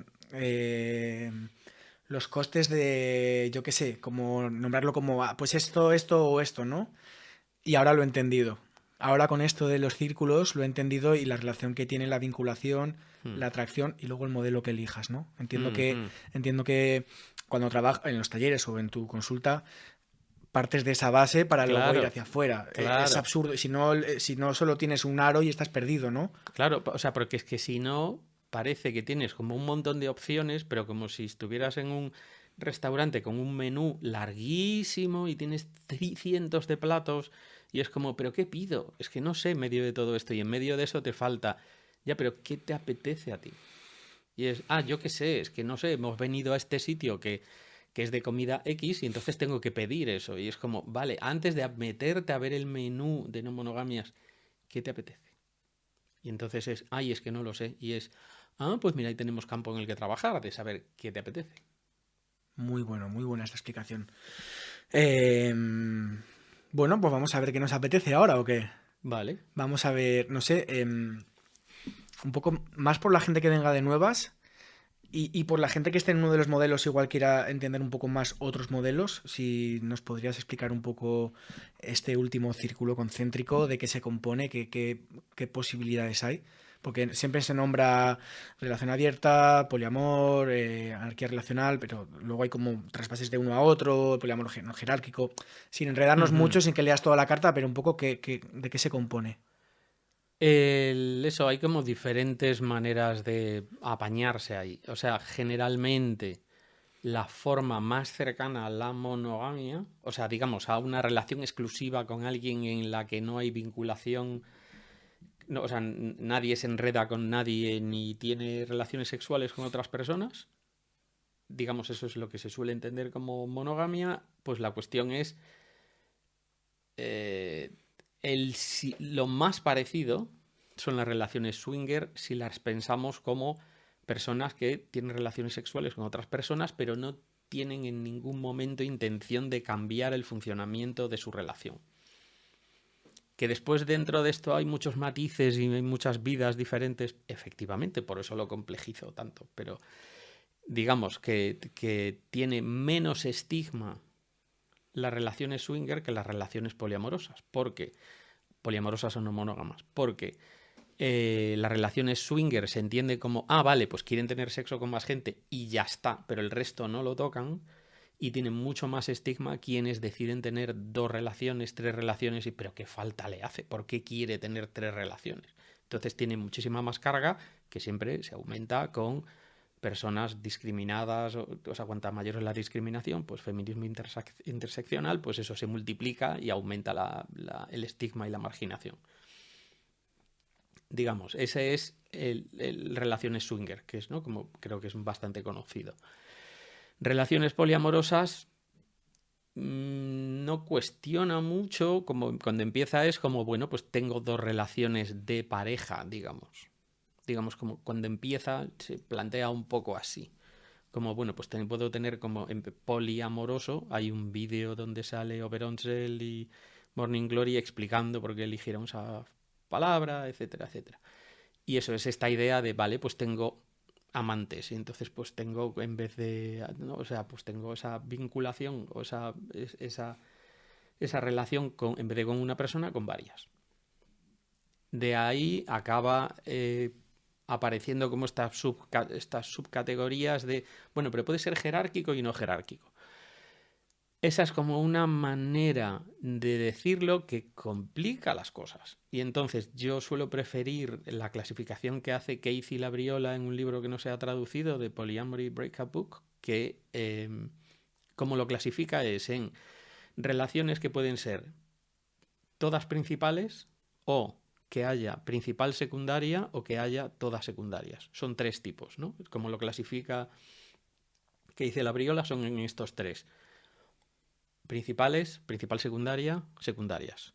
Y entonces, principales es que todas las relaciones son o pueden convertirse en principales. ¿A qué se le llama principal? Pues cada persona entiende por principal una cosa. Hay gente que entiende tener criaturas, hay gente que entiende convivir, hay gente que entiende compartir cuenta del banco, hay gente que entiende que es mudarse de ciudad en ciudad. Cada cual entiende como por principal una cosa. Y entonces, principal es todas las relaciones son principales o pueden devenir en principales. Principal secundario es hay una o más relaciones que son principales y hay otras que son secundarias. Principal y secundaria, como se entiende, a mí la definición que más me gusta es la de más allá de la pareja, que es Secundaria es la relación en la que se toman medidas, a la que le afectan medidas que no se han tomado en esa relación. Es en la relación principal que se decide algo de la secundaria.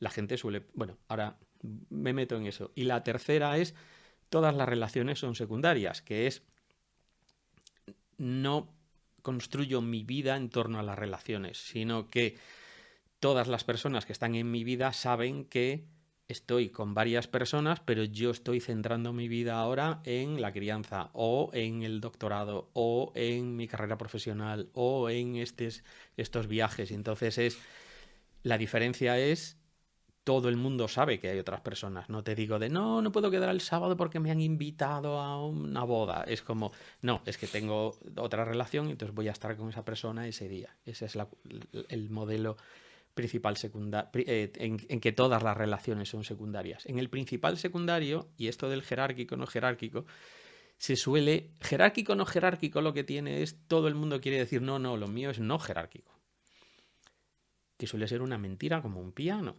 porque generalmente las relaciones son jerárquicas dependiendo de la pregunta que hagas, y entonces es como, no, yo trato a todo el mundo por igual, etcétera, etcétera, tal y cual. Y entonces la cuestión es, vale, tú en la relación principal, que no le estás llamando principal, ¿contemplas la posibilidad, sobre todo es muy fácil si lo piensas con criaturas, ¿contemplas la posibilidad de que tenga criaturas con alguna de las otras personas? ¿Sí o no? Y si es, no, o sea, hay cosas que consideran como inimaginables, como, no, comprar una casa con otra persona, ¿no? O tener criaturas con otra persona, ¿no? ¿Y le has preguntado a esa tercera persona si quiere tener criaturas contigo o no? ¿A que no? Pues entonces tú estás decidiendo que en esa relación, y tienes todo el derecho o sea, no tienes que relacionarte con 36 personas y tener criaturas con 36 personas, sino hay veces, o sea, que es con quién tener criaturas, o por ejemplo, tú tienes una criatura tú, y en la relación principal están llevando, ¿no? Están dedicándose a la crianza.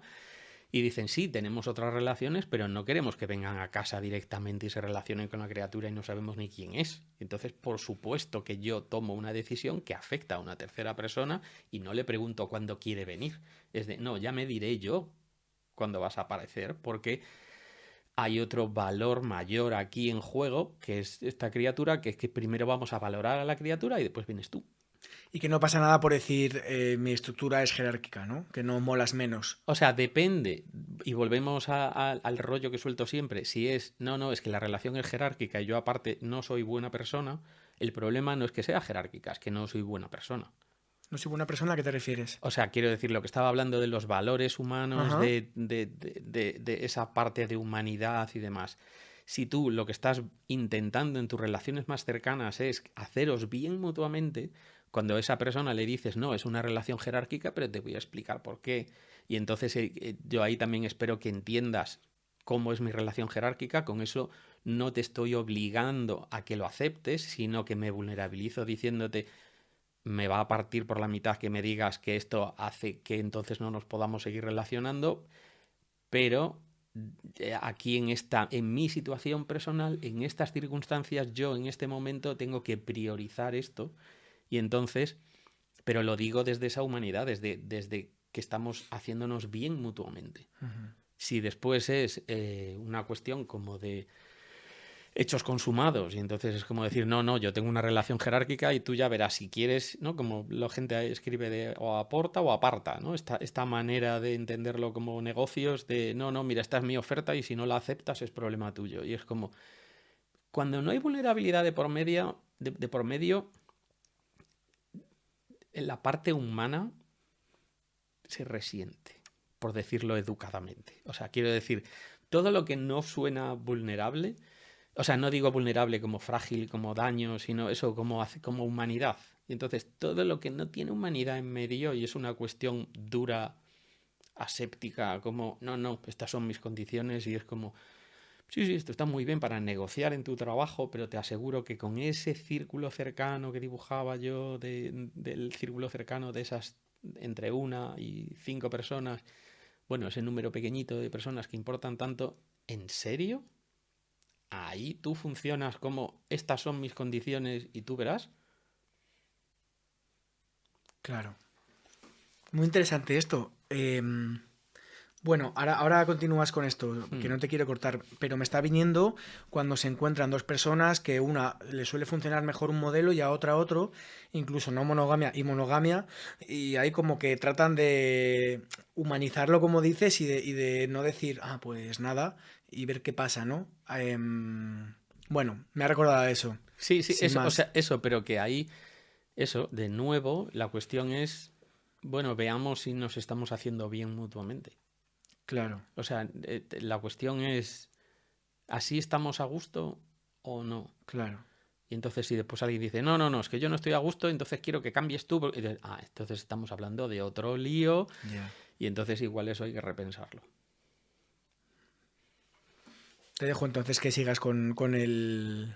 Con el menú. Sí, con el menú, a ver qué elegimos Y luego. el... Bueno, no me puedo liar con la historia de dónde viene lo del poliamor, pero concretando, eso, lo de poliamor viene de, ¿no? Esta posibilidad de poliamor jerárquico, no jerárquico o principal, secundario. Y la otra opción sería anarquía relacional, que es más bien, o sea, más bien, es como un cuestionamiento profundo. O sea, cuando se inicia, no se inicia tanto como un cuestionamiento profundo, pero precisamente en el Estado español sí se le ha dado muchas vueltas. O sea, yo a la gente, a la persona que he tenido más cerca durante años, a Roma de las Heras, es quien más ha escrito sobre esto y pensado y aplicado y dado vueltas y le ha dado un montón de vueltas a esto. Y ella, en lo que o sea, digamos, la teoría es, anarquía relacional es aplicar las ideas del anarquismo a las relaciones. Punto. Punto 2. Nace porque Andy Norgren en Suecia estaba hasta las narices de la gente poliamorosa, que es, hay que hacer esto y hay que hacer lo otro y hay que hacer no sé qué. Y cuando lo propone es, a ver, no, no, no. O sea, esto es un lío y que me estén diciendo lo que quiero, lo que tengo que hacer, yo tengo ganas de hacer lo que me dé la gana en mis relaciones y que las construya yo. Y tercero, y lo más importante de la anarquía relacional es construimos las relaciones en lugar de utilizar el uniforme que nos dan hecho. Es decir, generalmente es, vale, yo tengo una pareja y la pareja es automáticamente más importante que mis amistades. Y mis amistades son automáticamente más importantes, no, bueno, o estará como pareja, familia, amistades, no, pero vamos haciendo como un ranking con el que se produce estos milagros de si tienes de repente una pareja, llevas un mes con alguien, llega el verano y te vas de vacaciones con alguien que conoces de hace un mes y tus amistades es como, ya, pero lo siento, es que ahora tengo pareja y entonces esto va por encima de lo que podáis. O sea, amistades, vuelvo a lo mismo, amistades no es todo el grupo de amistades, pero sí, igual hay gente ahí que te ha acompañado un montón de años y muy relevante en tu vida y es, de repente esta gente tiene que quedar en un segundo plano porque tengo pareja. Esto nos pasa porque queremos vincular, como en el ejemplo este, a toda costa, por así decirlo, y por eso lo Mm, priorizamos, o porque... Ahí es como un lío de... O sea, en parte está el globazo este que tenemos todo el mundo, que es esta autopista para vincularnos, pero también hay toda una construcción social de, espera, no, no, es que estás tu pareja y todo el mundo dice, bueno, claro, claro, y entonces todo el mundo entiende que es como prescindible en medio de esa ecuación cuando aparece pareja, cuando aparece criaturas, etcétera. Total. Pero lo que digo que yo lo que veo es como que no se examina la naturaleza de esos vínculos, que es bueno, y mis colegas, y es, espera, porque en colegas hay gente que da igual si viene o no viene, y hay gente que es el soporte de nuestra vida, y entonces espera, amistades, esa palabra es que nos vale para mucho, muy diferente.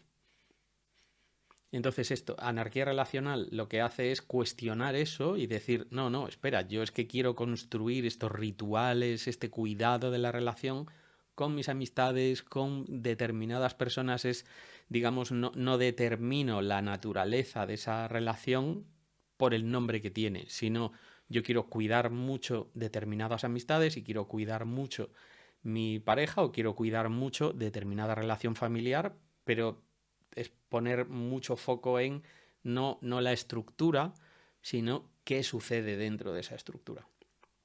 De todos modos, Andy Norgren escribe en el 2018 matizando, o sea, porque quiero decir, ese desmontaje de esas jerarquías está bien y tiene sus pegas. Lo que dice Andy Norgren en el 2018 en una entrevista es: en ausencia de estructura, la persona más privilegiada es la que tiene más beneficios. Total. O sea, si hay alguien que tiene personas dependientes a su cargo y personas que no, pues quien puede estar planificando y fluyendo y demás es quien no tiene nadie dependiente, quien no tiene ninguna discapacidad, quien tiene que su trabajo lo puede adaptar cuando le da la gana, que no tiene un trabajo precario. Y cuanto peor estás, esa ausencia de estructura la acabas pagando tú, es que yo no puedo, es que no puedo adaptarme ahí, o al final soy la última prioridad porque siempre te pongo problemas porque es que yo no me puedo adaptar a esta flexibilidad que tienes tú, y es como, bueno, esas son las condiciones que yo te dije, es como, bueno, ya, pero es que tú estás en una posición mucho mejor. Si lo llevamos a relaciones heterosexuales, lo que decía antes, la educación a ellas es, tienes que ser el satélite tú. Con lo que entonces hay como un doble rasero que ya al decir que esto fluya, hay un doble rasero inmediato que es, bueno, sí, pero ya tienes una cultura, tu familia, todas las películas que ves, que es, tú tienes que estar un poquito de satélite. Entonces todo eso no ayuda a nada en esa ausencia de estructura. Claro. O sea, está muy bien para repensar las cosas, pero cuidado. O sea, que ya es Andy Norgren quien dice cuidado con esto. Y después, entre hombres lo más común es hablar de relaciones abiertas. Es referirse como, bueno, pues tú y yo somos pareja y después nos liamos con otra gente son relaciones secundarias. Pero sin entenderlo con toda esta historia de moral y ético y tal y cual, sino que es, no, pues somos pareja y después pues o sea, es en el libro, creo que es El ciclo de la vida marica, creo de Gabriel J., que habla de eso, como o sea, es que en las relaciones entre hombres, en las relaciones entre hombres y entre mujeres es como que son las primeras que se tuvieron que estar inventando cómo relacionarse. Con las que entonces, o sea, son las que han ido siempre por delante, construyendo otros tipos de vínculos por necesidad. Y entonces entre hombres es común el decir, bueno, pues tenemos una relación abierta y eso supone que contigo soy pareja y después con otras personas o me veo de forma esporádica o solo follamos de forma habitual pero sé que no te vas a convertir en pareja, o eres mi amante habitual pero sé que no te vas a convertir en pareja. Y en el libro de Gabriel J. es donde pone como que como que no hay problema en decirle a alguien, no, tú eres con quien me encanta follar, pero no con quien montaría una pareja. Uh-huh. Pues ese, digamos que es relación abierta, es más común ahí, pero también se utiliza en relaciones heterosexuales. Uh-huh. ¿Y en mujeres hay alguna que sea más predominante? En mujeres, entre hombres y entre mujeres suele ser común o sea, entre mujeres normalmente suele ser más habitual algo que se parezca a anarquía relacional. Suele ser, o sea, tienen como una tradición muchísimo más larga de estar repensando las relaciones y el sistema en el que están. O sea, ¿no? Como toda parte oprimida conoce mucho mejor el sistema que quien está en la parte cómoda. Y entonces ya se llevan cuestionando esto desde hace mucho. En el Estado español, desde los 90 en Valencia, había ya grupos que estaban como dándole vueltas. Y eso desde el feminismo, y ahí se ha estado repensando mucho, y eso se buscan como formas parecidas a la anarquía relacional. Entonces, vamos a abrir el melón de los celos. Uh-huh. Y ahora, después de ver el esquema este tuyo, Ajá. me imagino que tiene sentido dentro de los celos. Claro. Me imagino que yo... has llamado la atracción el vínculo. Me imagino que yo cuando veo en peligro mi vínculo, pues Efectivamente. me hago un poco de caca, ¿no? Claro, exacto. O sea, la cuestión es humano que esos pocos vínculos tan importantes que tenemos en el centro de nuestra vida nos asuste cuando vemos algo que nos inquieta, pero quiero decir que después ahí, cómo reaccionamos, ahí hay mucho de un montón de líos. El mejor ejemplo que he visto recientemente para explicar qué sucede con los celos es, yo creo que no destripo la película, es en la película Vidas Pasadas, que está en Filming y no sé si se podrá ver en más sitios. En Vidas Pasadas hay una conversación de un matrimonio que están en la cama y ella hablando sobre un amante y la preocupación de él en la cama y las historias que él está pensando y lo que ella le está contestando y que ella le está diciendo, ya, pero es que yo estoy aquí contigo y yo quiero estar contigo, se ve el lío de los fantasmas que le aparecen a él y todo el lío que se está montando en la cabeza y es humano lo que está haciendo él, porque es la cultura en la que estamos, nos ha enseñado que cuando hay dos personas hay que elegir y que entonces eso supone que hay que quitar a una de las personas de la ecuación y que entonces, etcétera, etcétera. Pero todo el rato nos lo plantean como aquí hay que librarse de alguien y si estoy... O sea, esto que llamamos mitos del amor romántico, que no nos lo creemos, de repente sí nos lo creemos cuando hay tres personas y de repente es como, no, es que si está con otra persona, entonces consume mi parte, entonces para mí ya no tiene.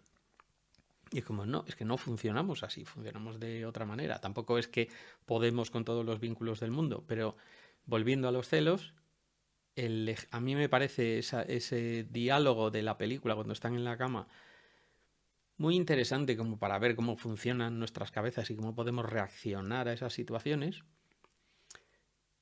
Pero eso, que es una cuestión humana reaccionar con eso. La emoción es humana. La conducta ya entran ahí otras cosas. O sea, cuidado porque venimos de una cultura, o sea, en el Estado español hasta 1962 era legal, se hacía casi legal matar a la esposa que había sido infiel. El uxoricidio es la ley esa que gracias a las feministas protestando se derogó en el 62. Que es hace nada, si lo piensas. Exacta. O sea, no hablo del siglo XVIII, hablo de 1962. Pues eso, venimos de una cultura que, como decíamos, con todo lo relacionado con la sexualidad humana, es que esto es irracional todo. Y entonces, pues vete tú a saber. No, vete tú a saber, no. Qué casualidad que se matan esposas en relaciones heterosexuales, pero no se matan jefes. O sea, aunque los jefes humillen, exploten, etcétera, etcétera, no hay una lista de jefes asesinados por año. Y en cambio, sí lo hay en relaciones heterosexuales, pues por algo, ¿no? Hay cierta manera de entender el planeta y de justificar con esa especie de impulso irrefrenable, pero quiero decir que todo esto es la cultura que tenemos en torno a los celos, tenemos como todo un lío montado ahí considerable, con lo que entonces en esa cultura es normal, previsible, humano, que en 2005-2006 se demonizaran los celos como tú no puedes tener celos o tienes que quitarte los celos o tienes que trabajártelos para quitártelos. La cuestión es esa emoción, volviendo al vínculo, esa emoción nos es muy útil para decirnos, espera, ¿qué me está dando miedo? No para decir qué está haciendo mal el otro, no, es para saber de qué tengo miedo yo y qué me está movilizando a mí y para eso me resulta muy útil, para saber qué está pasando. Y después la cuestión es, vale, ¿el susto que me llevo es en proporción a lo que está pasando? ¿Estoy perdiendo de vista algo? ¿Me puedo fiar de la persona con la que estoy? Entonces, aunque siento esto, podemos ver hacia dónde vamos y demás. ¿O esto me lo tengo que comer por mi cuenta y me tengo que buscar la vida? Claro.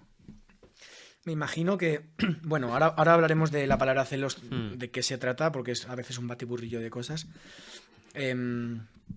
Cuando lo nombras como emoción o similar, me imagino que entonces hay dos maneras de trabajarlo. La primera es trabajar mis creencias o mi manera de entender la vida y las relaciones para que aparezca menos o no aparezca, ¿no? Saber que estoy en un vínculo seguro, no sé, me imagino que si yo fuera a trabajarlo en mí mismo, no trabajaría solo el que hago cuando aparece, que sería la otra opción, sino también ¿qué hago para sentirme con seguridad y que esto no aparezca todo el rato? ¿Cómo lo entiendes tú esta...?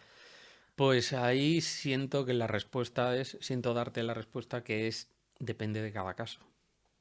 Y entonces por ejemplo, una muy común en relaciones no monógamas es una persona en medio que sinceramente me dice en consulta, no, o sea, o me lo dice o le pregunto y efectivamente quiere que todo el mundo esté a gusto, y entonces esa persona en medio tiene dos parejas y entonces le pregunta a las dos parejas qué quieres y tú qué quieres y ese día te viene bien, vale, entonces le voy a decir a mi otra pareja, y entonces todo el rato intenta que todo el mundo esté a gusto y no entiende por qué los problemas van escalando y escalando y escalando. ¿Pero por qué? Si yo estoy aquí intentando que esto funcione bien, pero parece que mis dos parejas no están entendiendo lo que yo quiero hacer.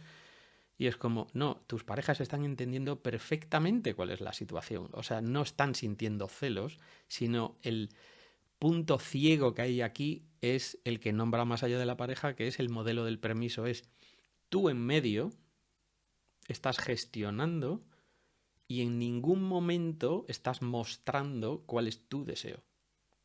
No estás diciendo, no, es que el sábado voy a quedar con no sé quién porque yo quiero quedar. No es porque la otra persona me dijo que no puede ser otro día. No, es que yo quiero quedar ese día. Y es llevar al centro, yo tengo dos parejas porque quiero tener dos parejas. Y entonces yo me tengo que ocupar de qué pasa aquí, no escudarme en, no, mira, es que como hay dos personas, pues hay que repartir.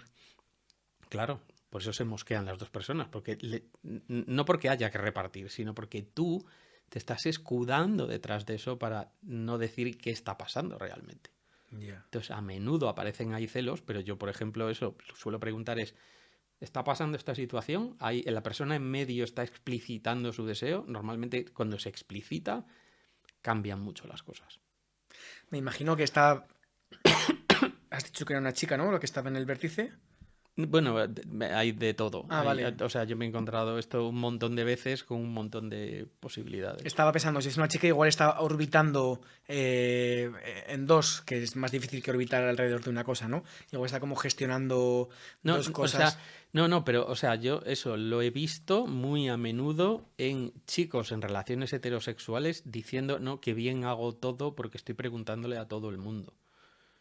Y es como, no, si yo soy majísimo porque es que yo tengo a todo el mundo en cuenta, y es como, no, tú te estás escudando detrás de todo este lío para que no vean que tienes dos relaciones porque te da la gana. Entonces no te coloques como, ¿cómo sufres, Dios mío, gestionando dos? Tienes dos, pero nadie te ha obligado a tener dos. Tienes dos porque te da la gana tener dos. Entonces después que vienen líos, claro, pues te resulta más fácil con una pareja, sí, pues entonces ¿para qué tienes dos? Ya, pues coges el menú y eliges otra modalidad, ¿no? Claro, y vale, pues mira, son todo relaciones secundarias y así no me tengo que ocupar. Y es como, vale, pero ahí importa qué haces tú y cómo lo haces, que es en lo que no te quieres ocupar. Y prefieres decir, no, es que esta gente tiene que trabajarse los celos. Y es como, no, Claro. no tiene que trabajarse. A lo mejor sí, pero depende de cada caso y depende cómo se dé, y etcétera, etcétera. Hay veces que si hay ideas obsesivas y hay maneras, o sea, pero que el problema es esa forma obsesiva de pensar o de repetir pensamientos negativos, pero normalmente cuando se hace con... es fácil verlo, que a lo mejor es que eso le sucede con los celos, pero le sucede con otras cosas y le sucede con su trabajo y le sucede con la salud, y entonces en todo ve lo peor todo el rato y en la relación también, y entonces no deja de darle vueltas a pensamientos que están presentes una y otra vez. Entiendo. Eso, pero que no es tan habitual que tenga que ver directamente con la relación. Y después, si tiene que ver con la relación, normalmente hay como recomendaciones de estas muy prácticas, como la de ética promiscua de, bueno, si la persona con la que estoy está con otra persona, pues yo lo que no debo de hacer es quedarme en casa haciendo la declaración de la renta o repasando las cuentas o limpiando los baños, sino, espera, pues me voy yo de fiesta o yo me hago algo que me siente muy bien o me doy un masaje o lo que sea. Eso es, digamos, como una solución facilona.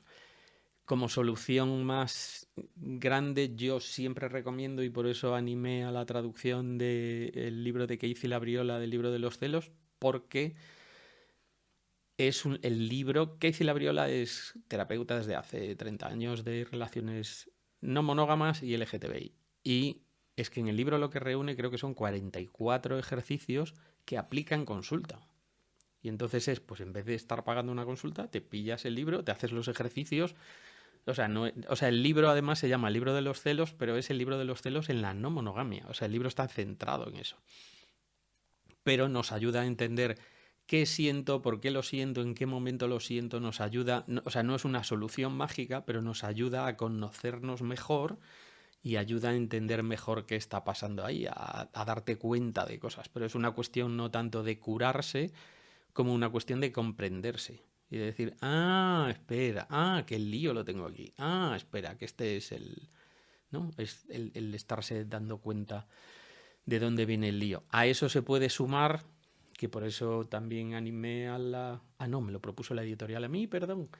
La editorial me propuso traducir, con Tinta me tienes, me propuso traducir Una red segura. Porque es como la pieza que faltaba, ahora que se va poniendo tan en el centro el apego, el tener en cuenta eso, que a lo mejor es que el susto que me estoy llevando yo es el inevitable por mi historia, por mi biografía. Y entonces pues si he tenido todo un recorrido de abandonos y de traiciones y de engaños y demás, o cuestiones más profundas como de apego. Y es que a mí en esta situación se me saltan todas las alarmas. Y entonces, vale, y entonces esto, ¿cómo me lo trabajo? Pero eso que yo todo el rato lo llevo, que es también lo que hace una red segura, es como entenderlo, que esto no es que yo me lo tengo que trabajar porque tengo un apego, no sé qué, sino es mejor hacerlo en tándem. O sea, es como, vale, yo cambio y tú cambias. O sea, normalmente no solemos juntar personas ansiosas con personas evitativas, y entonces empezamos a bailar ese estilo. Y digamos, a mí me encanta dar soluciones rápidas, sencillitas, que no son mágicas, pero que intento así como resumir muy mucho. Normalmente el lío que solemos tener entre personas ansiosas y evitativas, por ejemplo, que es la mezcla más común, es que las dos personas sienten y reaccionan en función de lo que están sintiendo, pero rara vez explicitan de, oye, es que estoy haciendo esto porque esto. Igual ni lo saben, ¿no? Además. Claro, eso, pero que eso te va ayudando como decir, oye, no, es que me estoy agobiando con esto. No, es que no digas eso porque entonces yo digo no sé qué, te digo no sé cuánto. Y es como, vale. Y nos empezamos a entender mejor porque empezamos a no tener que inventarnos qué está pasando, sino es que no tenemos que interpretar la reacción y no saber qué emoción hay detrás, porque seguramente mi apego lo que me hace es pensar lo peor detrás de ese comportamiento, y entonces por eso nos conviene no solo sentir y reaccionar, sino explicitar. Espera, es que estoy sintiendo esto. No sé, esto no lo entiendo muy bien. Sí, pero es algo... No, pero no es... Es como intentarse ayudar mutuamente. Tiene mucho sentido, igual que si con un amigo o una amiga te pasa algo, yo que sé, habéis propuesto un plan y te sientes inseguro o temeroso o tienes miedo o se ha cambiado algo, pues puedes decir, mira, hemos hablado de esto y como se ha cambiado el plan hacia aquí, pues ahora me siento así. O sea, como a mí explicitar el cómo estoy a veces me funciona. Sí y no, porque lo maravilloso de los círculos que dibujé, el segundo círculo es el de la atracción. Y lo que tiene la atracción es que las cosas no funcionan con lógica. O sea, yo como suelo decirlo en la atracción funciona de forma paradójica. Es decir, que tú después le dices, oye, vamos a cambiar de plan y mejor vamos a hacer otra cosa. En relaciones donde hay atracción es como, no, pero esto me lo dice, ¿por qué me lo dice? Porque ayer, no, pero esto qué quiere decir, no, pero esto no, es que últimamente no estamos quedando y esto lo acaba de cambiar, ¿por qué lo acaba de cambiar? Pero no se lo voy a decir porque no le quiero agobiar, porque no quiero que vea que yo estoy ahí montando mucho lío y entonces tú me ves con cara de, ¿pero qué estás pensando? No te quiero decir. Todo ese lío sucede muy a menudo en relaciones en las que hay atracción. Eso, pero funciona de manera paradójica, que es es más un juego de acercarse y atraerse, pero tiene es mucho más complejo. No es una cuestión de cuanto más nos juntamos, más a gusto estamos, y cuanto más nos separamos, peor. Es como, no, hace falta un baile de sí y no. Claro. Pero en muchas facetas, no es necesito tiempo, no, es más una cuestión que tiene que respirar esa atracción y que esté funcionando. Aparte que hay movidas químicas, ¿no? Que entran más cosas más allá de lo... Claro, yo no voy tanto a la química. O sea, quiero decir, la sexología es como especialista en eso. Sexología suena a genitales, pero no, o sea, somos especialistas en esa atracción, ese baile, ese atraerse y buscarse y distanciarse, todo ese lío, sabemos cómo trabajar ahí, pero es un lío. O sea, es una cuestión como enredada el saber cómo moverse en esa atracción. Entiendo. ¿Tienes alguno de esos consejos rápidos más sobre los celos para la gente que nos esté oyendo? Cosas que igual puedan ser más generalistas, porque imagino que cada vínculo es un mundo, pero... No, esto lo vuelvo a llevar al mismo sitio, que es, ¿no? Esto de, bueno, vale, siento celos. Bueno, iría a dos cosas, intentando que sean rápidas. Una es pensar, bueno, tú ¿por qué te metiste en este lío? ¿No? O sea, porque después dices, vale, tengo celos. Bueno, sí, pero tienes celos de algo que tú querías hacer. Porque entonces espera. Vale, sí, o sea, es como que esto es un esfuerzo, pero espera. Vale, pues igual me voy acostumbrando. En el libro, por ejemplo, de Labriola es esto de la exposición progresiva. Es de, bueno, pues esto que me parecía horrible y ahora me voy acostumbrando. Pero no porque haya que acostumbrarse, no por sacrificarse, sino porque es parte de un deseo mío. Es algo que yo iba buscando. Sí, el precio que pagas por hacer algo más grande que tú quieres decir, ¿no? Claro, sí, o sea, pero precio que pagas suena a eso, suena a sacrificio. Ya. Pero es como cuando vas al gimnasio, pues no es el precio que pagas. No, es que te apetece ir porque te sientes mejor, entonces es un esfuerzo. Ya. Aprender, estudiar es un esfuerzo. Pero es algo que tú quieres hacer porque estás persiguiendo algo que te parece interesante. Pues no, pues es meterse como en esa. O sea, ver si la cuestión va por ahí. Y a mí eso yo creo que es como que ayuda en medio de los celos el entenderlo, a entenderlo, el ampliar ese margen a entenderlo. Y eso creo que es como lo más razonable que se me ocurre con los Ujú, celos. ujú. Otra cosa, que también lo mencionamos antes, es la energía de la nueva relación. O la NR. ¿Qué problema hay con eso? Yo, como lo suelo resumir, es si se llama energía de la nueva relación, es porque hay una antigua relación. Si no, no se llamaría nueva. Ujú. Es decir, es humano entusiasmarse con la relación nueva. Porque pasa en todas las relaciones, que es lo que hablábamos antes, de esa autopista de conexión con alguien para vincularse, etcétera, etcétera. Entonces, eso es humano. Lo que no es tan fácil es estar cuidando y cultivando la relación anterior mientras vas con ese pedo. Mientras vas con todo el subidón y dices, sí, sí, pero al mismo tiempo quiero cuidar de la relación anterior, quiero tener estos espacios que tenemos para hablar, para conectar, etcétera, etcétera. Y es como, es muy fácil en el entusiasmo olvidarse que hay que cuidar la relación anterior. Total. Por eso ponen los libros. Ese mes no te mudes a la otra parte del país ni le prestes 20.000 euros a alguien o tomes una decisión súper drástica, ¿no? Porque, bueno, yo sí que he sentido ese secuestro emocional, ¿no? De decir, estoy aquí también que lo otro lo descuido. Puede ser otro vínculo, puede ser amistades o puede ser un trabajo, un deporte o a ti Sí, mismo, sí, ¿no? sí, sí. No, o sea, pero que yo no equiparo energía de la nueva relación con el entusiasmo inicial en una relación. O sea, el entusiasmo inicial en una relación es que después tus prioridades cambian, pero porque tú no vayas al gimnasio, en el gimnasio no le estás haciendo daño a nadie por no ir. Nadie te está echando de menos y sintiendo que no estás cuidando tu relación con tu gimnasio. Ya. Pero sí hay alguien que estás traicionando. O sea, porque volvemos a lo mismo, es si tú estás en una relación no monógama es porque esa relación anterior estaba de acuerdo contigo, tenía un plan contigo en que hubiera más relaciones. Ujú.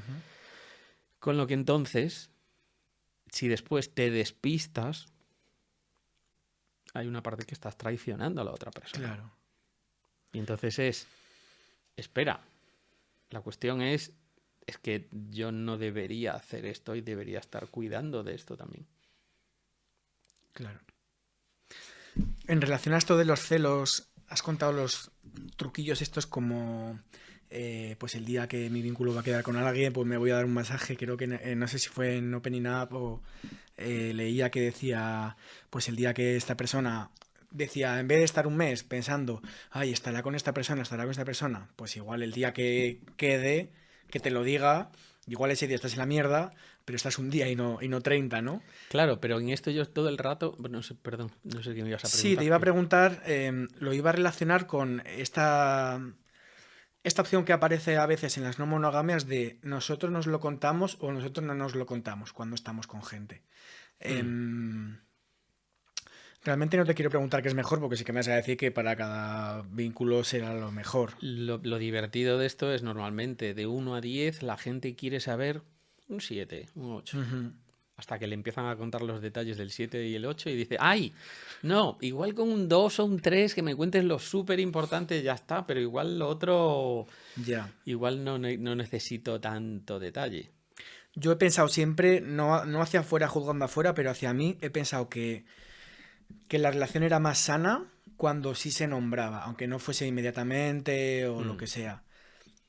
Porque, pues yo qué sé, soy muy fan de la comunicación, ¿no? Entonces, esto es lo que en mi cabeza, esta sería mi prioridad siempre que pudiese. ¿Crees que es tan importante esto o quizá no tanto?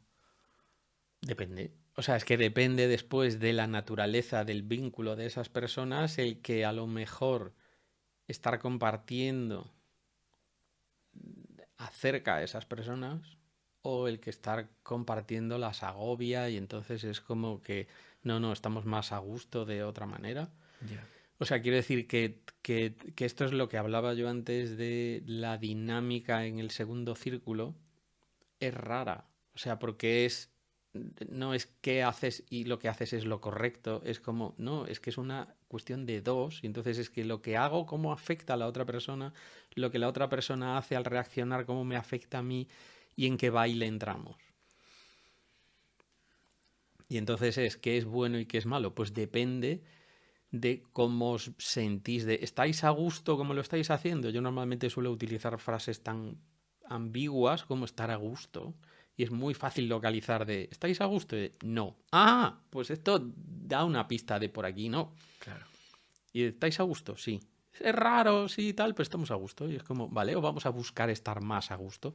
Y de repente te vas de ideas grandes, ¿no? Pero esto es justo. Y es cuidado con estas ideas de querer aplicar una regla para todo el mundo, sino que es una cuestión más de. O sea, en este segundo círculo funcionamos por atracción. Da igual que lo que estemos decidiendo es muy justo, si eso me provoca resentimiento hacia ti, entonces eso va a afectar a esa atracción. O sea, estoy pensando en lo que has nombrado antes, que me ha encajado muy guay, ¿no? Esto de primero voy a ver qué necesito y cómo voy a estar bien, en este caso con la otra persona o otras personas, y luego ya veré qué del menú que elijo, ¿no? Por lo menos para este momento. Sí, eso, pero que yo a lo que me refería eso con el kit IKEA es kit IKEA es esa creencia de que esto va a funcionar si yo se hace una especie como de protocolo, ¿no? Y entonces es, a ver, ¿cuáles son mis deseos y necesidades? Y entonces después, a ver, ¿dónde voy a marcar mis límites? Y entonces después con esta persona, ¿a qué pactos y acuerdos llego? Pero como si fuera cada cual a mandar a sus abogados ahí para ver en qué punto dejamos el contrato y es, no, si esto es un baile de dos y de hacerse bien mutuamente y de estar a gusto, va de otro lío. No va o sea, esa manera es muy anglosajona, muy de, no, yo lo mío, tú lo tuyo y a mí no me vengas con tus movidas y yo no te voy con las tuyas y es, vale, igual es muy eficaz, pero ya te digo yo que humano no es. Lo del centro de los círculos concéntricos es lo humano es ser relevante para otra persona y entonces buscamos todo el rato ser relevantes para alguien y dentro de ser relevantes yo como suelo decir con esto de los pactos y los acuerdos y, ¿no?, toda esta historia es, piensa en alguien en tu vida que es alguien muy, muy, muy, muy cercano, ¿no? Estilo de, para cada cual puede ser su madre, puede ser una amistad cercanísima, pero me voy a ese grupo, a esa 1, 2, 3 personas. Con esas personas, con las más importantes en tu vida, ¿cuántos pactos y acuerdos tienes? 0. No funciona con pactos. No nos hemos sentado a decir de, oye, vamos aquí a ver tus deseos y necesidades y tal igual, porque hay otro lío en el que estamos que es, vamos a cuidarnos mutuamente, vamos a hacernos bien mutuamente, vamos a buscar cómo estar a gusto. Y después, en otros líos es cuando empiezas a sacar el contrato y decir, no, espera, no, porque aquí en la cláusula 26/4 dice que tú deberías haber hecho que ta. Eso no lo hacemos nunca, o sea, con una traición con alguien cercano sí, pero si no, no le vamos a la gente cercana con decir, no, porque teníamos un acuerdo que aquí en el punto 16/4 tú tenías que hacer no sé qué. No funcionamos así con la gente importante en nuestra vida. Y la cuestión es, entiendo que después, cuando nos estamos metiendo en no monogamias o en la relación que sea, lo que estamos es intentando crear vínculos muy poderosos en nuestra vida, ¿no? Como muy que nos sostengan. O sea, la vida después va a dar muchas vueltas y ¿no?, con todo lo que estamos viendo de noticias y demás, es como, sí, o sea, necesitamos sostenernos mutuamente porque es lo humano. No es porque haya que hacerlo, porque es bueno, porque no sé qué. Es que lo humano es ese sostén mutuo en esas redes tan cercanas. Lo que nos vayamos alejando de ahí, pues allá con el resultado que nos salga, pero lo que nos va a ayudar es, o sea, yo lo que intento es como que todo eso encaje con los 4 círculos concéntricos. Es como encajan esas no monogamias con las monogamias o con el tipo de acuerdo que quieras tener con tus vínculos más cercanos, con la atracción, y que todo eso funciona con las mismas reglas. Que es eso, como esa mezcla de lo humano y los valores y el tener como ciertas ideas por delante de no, es que este impulso o esto que me sale o esto que es como... A mí eso no me acaba de encajar en esa manera. Yo prefiero, o sea, prefiero imaginarme un mundo como con todas estas piezas encajando. ¿Sabes qué? Me imaginaba esta entrevista como...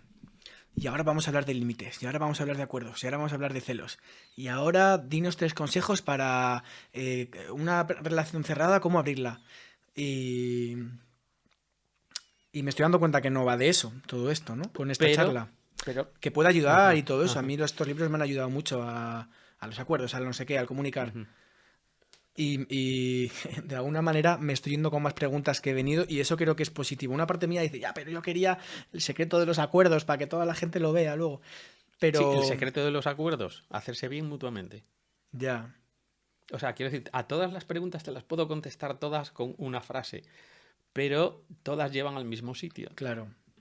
Sí, me estoy dando cuenta que no hay una receta, ¿no? Que sí, que te No, o puedes sea, pero sí hay una receta, hacer pero, bien a todo el mundo. o sea, pero es que nos hagamos bien mutuamente, que estemos a gusto con esto. Ya.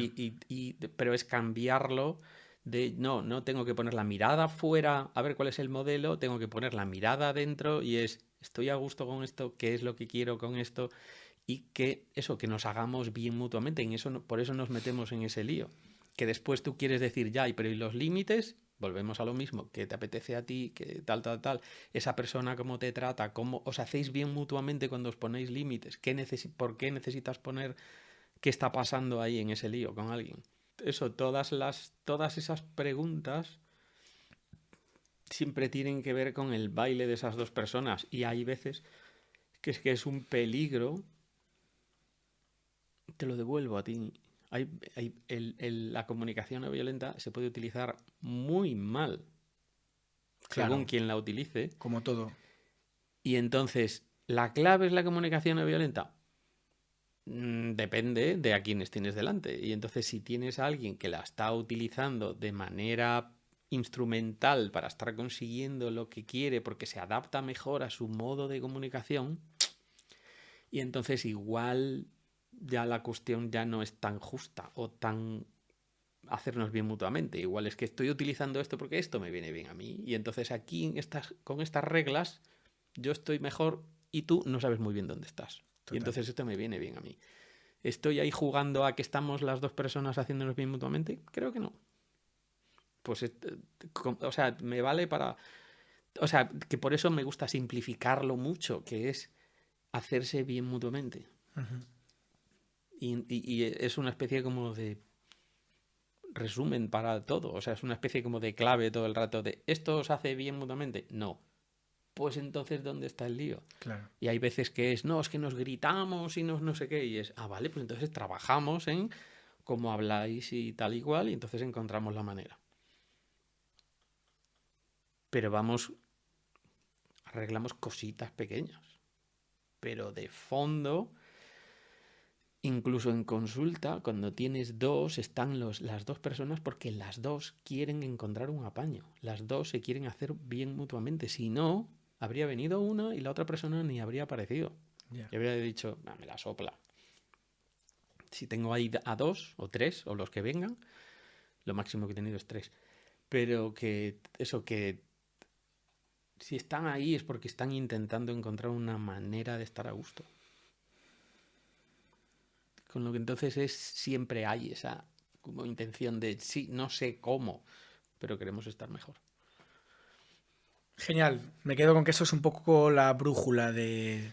Mira qué bien, o sea, que yo lo utilizo mucho lo de Sí. la brújula, o sea, como de tener así ideas, porque si no hay demasiado escrito y todo escrito en modo formulario, y entonces la gente cree de, ay, espera, ¿qué me tengo que leer? ¿Y ahora qué me tengo que leer? ¿Y ahora qué me tengo que leer? Y decimos, no te tienes que leer nada. O sea, la cosa es que en mi taller, o sea, yo suelo hacer desde hace no sé cuántos años, pero hago siempre el mismo taller. 10 años, una cosa así. Hago el mismo taller que le llamo de poliamor y no monogamías. Y en el taller son 8 horas. Las 4 primeras, la mitad, 4 horas, es dedicado a qué quieres. Y son 4 horas dedicadas a que te aclares, que qué quieres, que qué quieres tú, qué tipo de relación te gustaría, cómo qué límites tienes, qué cosas te molestarían, y entonces darte cuenta y decir, pero eso, los límites se suele poner eso como que no me digan que sí, no, es una especie como de código penal de me puedes hacer y no me puedes hacer, o yo no voy a admitir que tal. Y yo lo que suelo trabajarlo es como autoconocimiento, es de dónde tienes tú un límite. O sea, no qué límites le vas a poner, es de, no, ¿dónde tienes tú un límite? Hay gente que dice, no monogamias yo no tengo ningún límite. Y es, vale, entonces si esta persona se quiere liar con tu hermano, bueno, mira, o mi padre, bueno, menores de edad, bueno, y empezó, ya te digo yo que va a haber un montón de excepciones. Yeah. Sí, tienes límites. Pero eso, ¿qué es? ¿Qué necesitas tú? O sea, de nuevo el límite va a lo mismo de ¿qué necesitas tú? Los acuerdos, los pactos, ¿cuáles funcionan? Los que nos ayudan a vulnerabilizarnos mutuamente. Si yo utilizo el pacto para estar todo el rato, no me hagas tal, pues no me fío. Yo lo que me estoy mandando es no me fío, es esto no funciona. No me extraña que no funcione si te estás diciendo que no te fías. Pero si el pacto y acuerdo es, ay, es que a mí me da miedo que pase esto, y yo no sé cómo manejar esto, yo tampoco sé, vale, ¿y cómo nos ayudamos como para manejar esto? En realidad el truco es, se están vulnerabilizando mutuamente, entonces están siendo capaces de hacer un plan común. Total. Vale. Hala, me callo ya. Miguel, cuéntanos un poco acerca de lo que haces como sexólogo y también como profe, para que la gente pueda saber más de lo que haces y Sí. dónde te puede encontrar. Vale, así como la manera más fácil de encontrarme es en miguelbagalume.com. Ahí reuní todos los enlaces y hay un Linktree también como para ver cosas diferentes que hago. Eso, tengo una consulta en Madrid, pero también atiendo online y pues eso, de lo que decía, sexología no va de genitales, va de saber qué nos atrae, el deseo, la fantasía, las ganas, todo este lío de atracción, de distancia, de cómo manejar todo ese lío, ahí en eso somos especialistas, en la sexología me refiero. Y aparte de la consulta, doy clase, tenemos una escuela, la Escuela Sexológica, y después también en el máster de sexología de INCISEX de la Universidad de Alcalá y en el de diversidad sexual y de género del Colegio de Psicología de Madrid y en Maca Colectiva, en algunos proyectos más de educación y de formación. Y aparte de formaciones que hago puntuales también cuando ¿no? que me demandan desde alguna institución. Y aparte de esto, después también organizo actividades, charlas y demás desde hace años. Ahora como estamos ya a punto de que la escuela se convierta en cooperativa, entonces ahora hemos pasado como este periodo en que golfos con principios, entonces también estaba ahí un poco parado. Y pues nada, ahora ya están como de nuevo volveremos también con todas estas actividades abiertas también para cualquier persona en relaciones o con identidades o con prácticas no convencionales también como que encuentre una comunidad y como con quien hablarlo y poder estar dándole vueltas a todos estos temas. Total, yo me acuerdo cuando hacíais las charlas estas de sexo oral los domingos, que estuve en varias y era como, ala, toda esta gente, ¿no? Hablando de esto tan friki, no sé, me parece una pieza fundamental el poder estar con gente que o hablar o debatir o aprender sobre estos temas que no igual... Claro, y además ahí es que sí había como un foco muy intencionado todo el rato en que fuera un entorno ni terapéutico, no buscábamos que fuera un entorno de, no, es que aquí venimos con algo roto y entonces vamos a arreglar. No, es de, no, venimos a compartir cosas que nos pasan a todo el mundo, ni terapéutico ni para ligar. O sea, que no sea como, bueno, tenemos una excusa y después las copas y, o sea, que después que ligue quien sea, pero que no sea un entorno en el que se permita o se facilite o sea bienvenido estar dándole la brasa a alguien. Que por eso también en todos los eventos se tenía cuidado con eso como para que pueda estar todo el mundo a gusto. Claro, sí, desde luego no se percibían así los Qué encuentros bien. estos, para nada, sí. Bueno, pues oye, muchas gracias de corazón, me ha encantado estar Nada, aquí este par de a mí horas, también. he aprendido un montón. La gente que haya llegado hasta aquí, pues que, bueno, lo primero que si quieren parte 2 que lo pongan por ahí en algún sitio para verlo. Y nada, muchas gracias de verdad por estar No, aquí. gracias a ti que hayas tenido el aguante de estar todo el rato dejándome el espacio para soltar todo el rollo este, pero es que eso es que me fascina, me apasiona y entonces como que estoy puedo estar horas y horas hablando del tema. Ha sido un gusto para mí, gracias. Igualmente.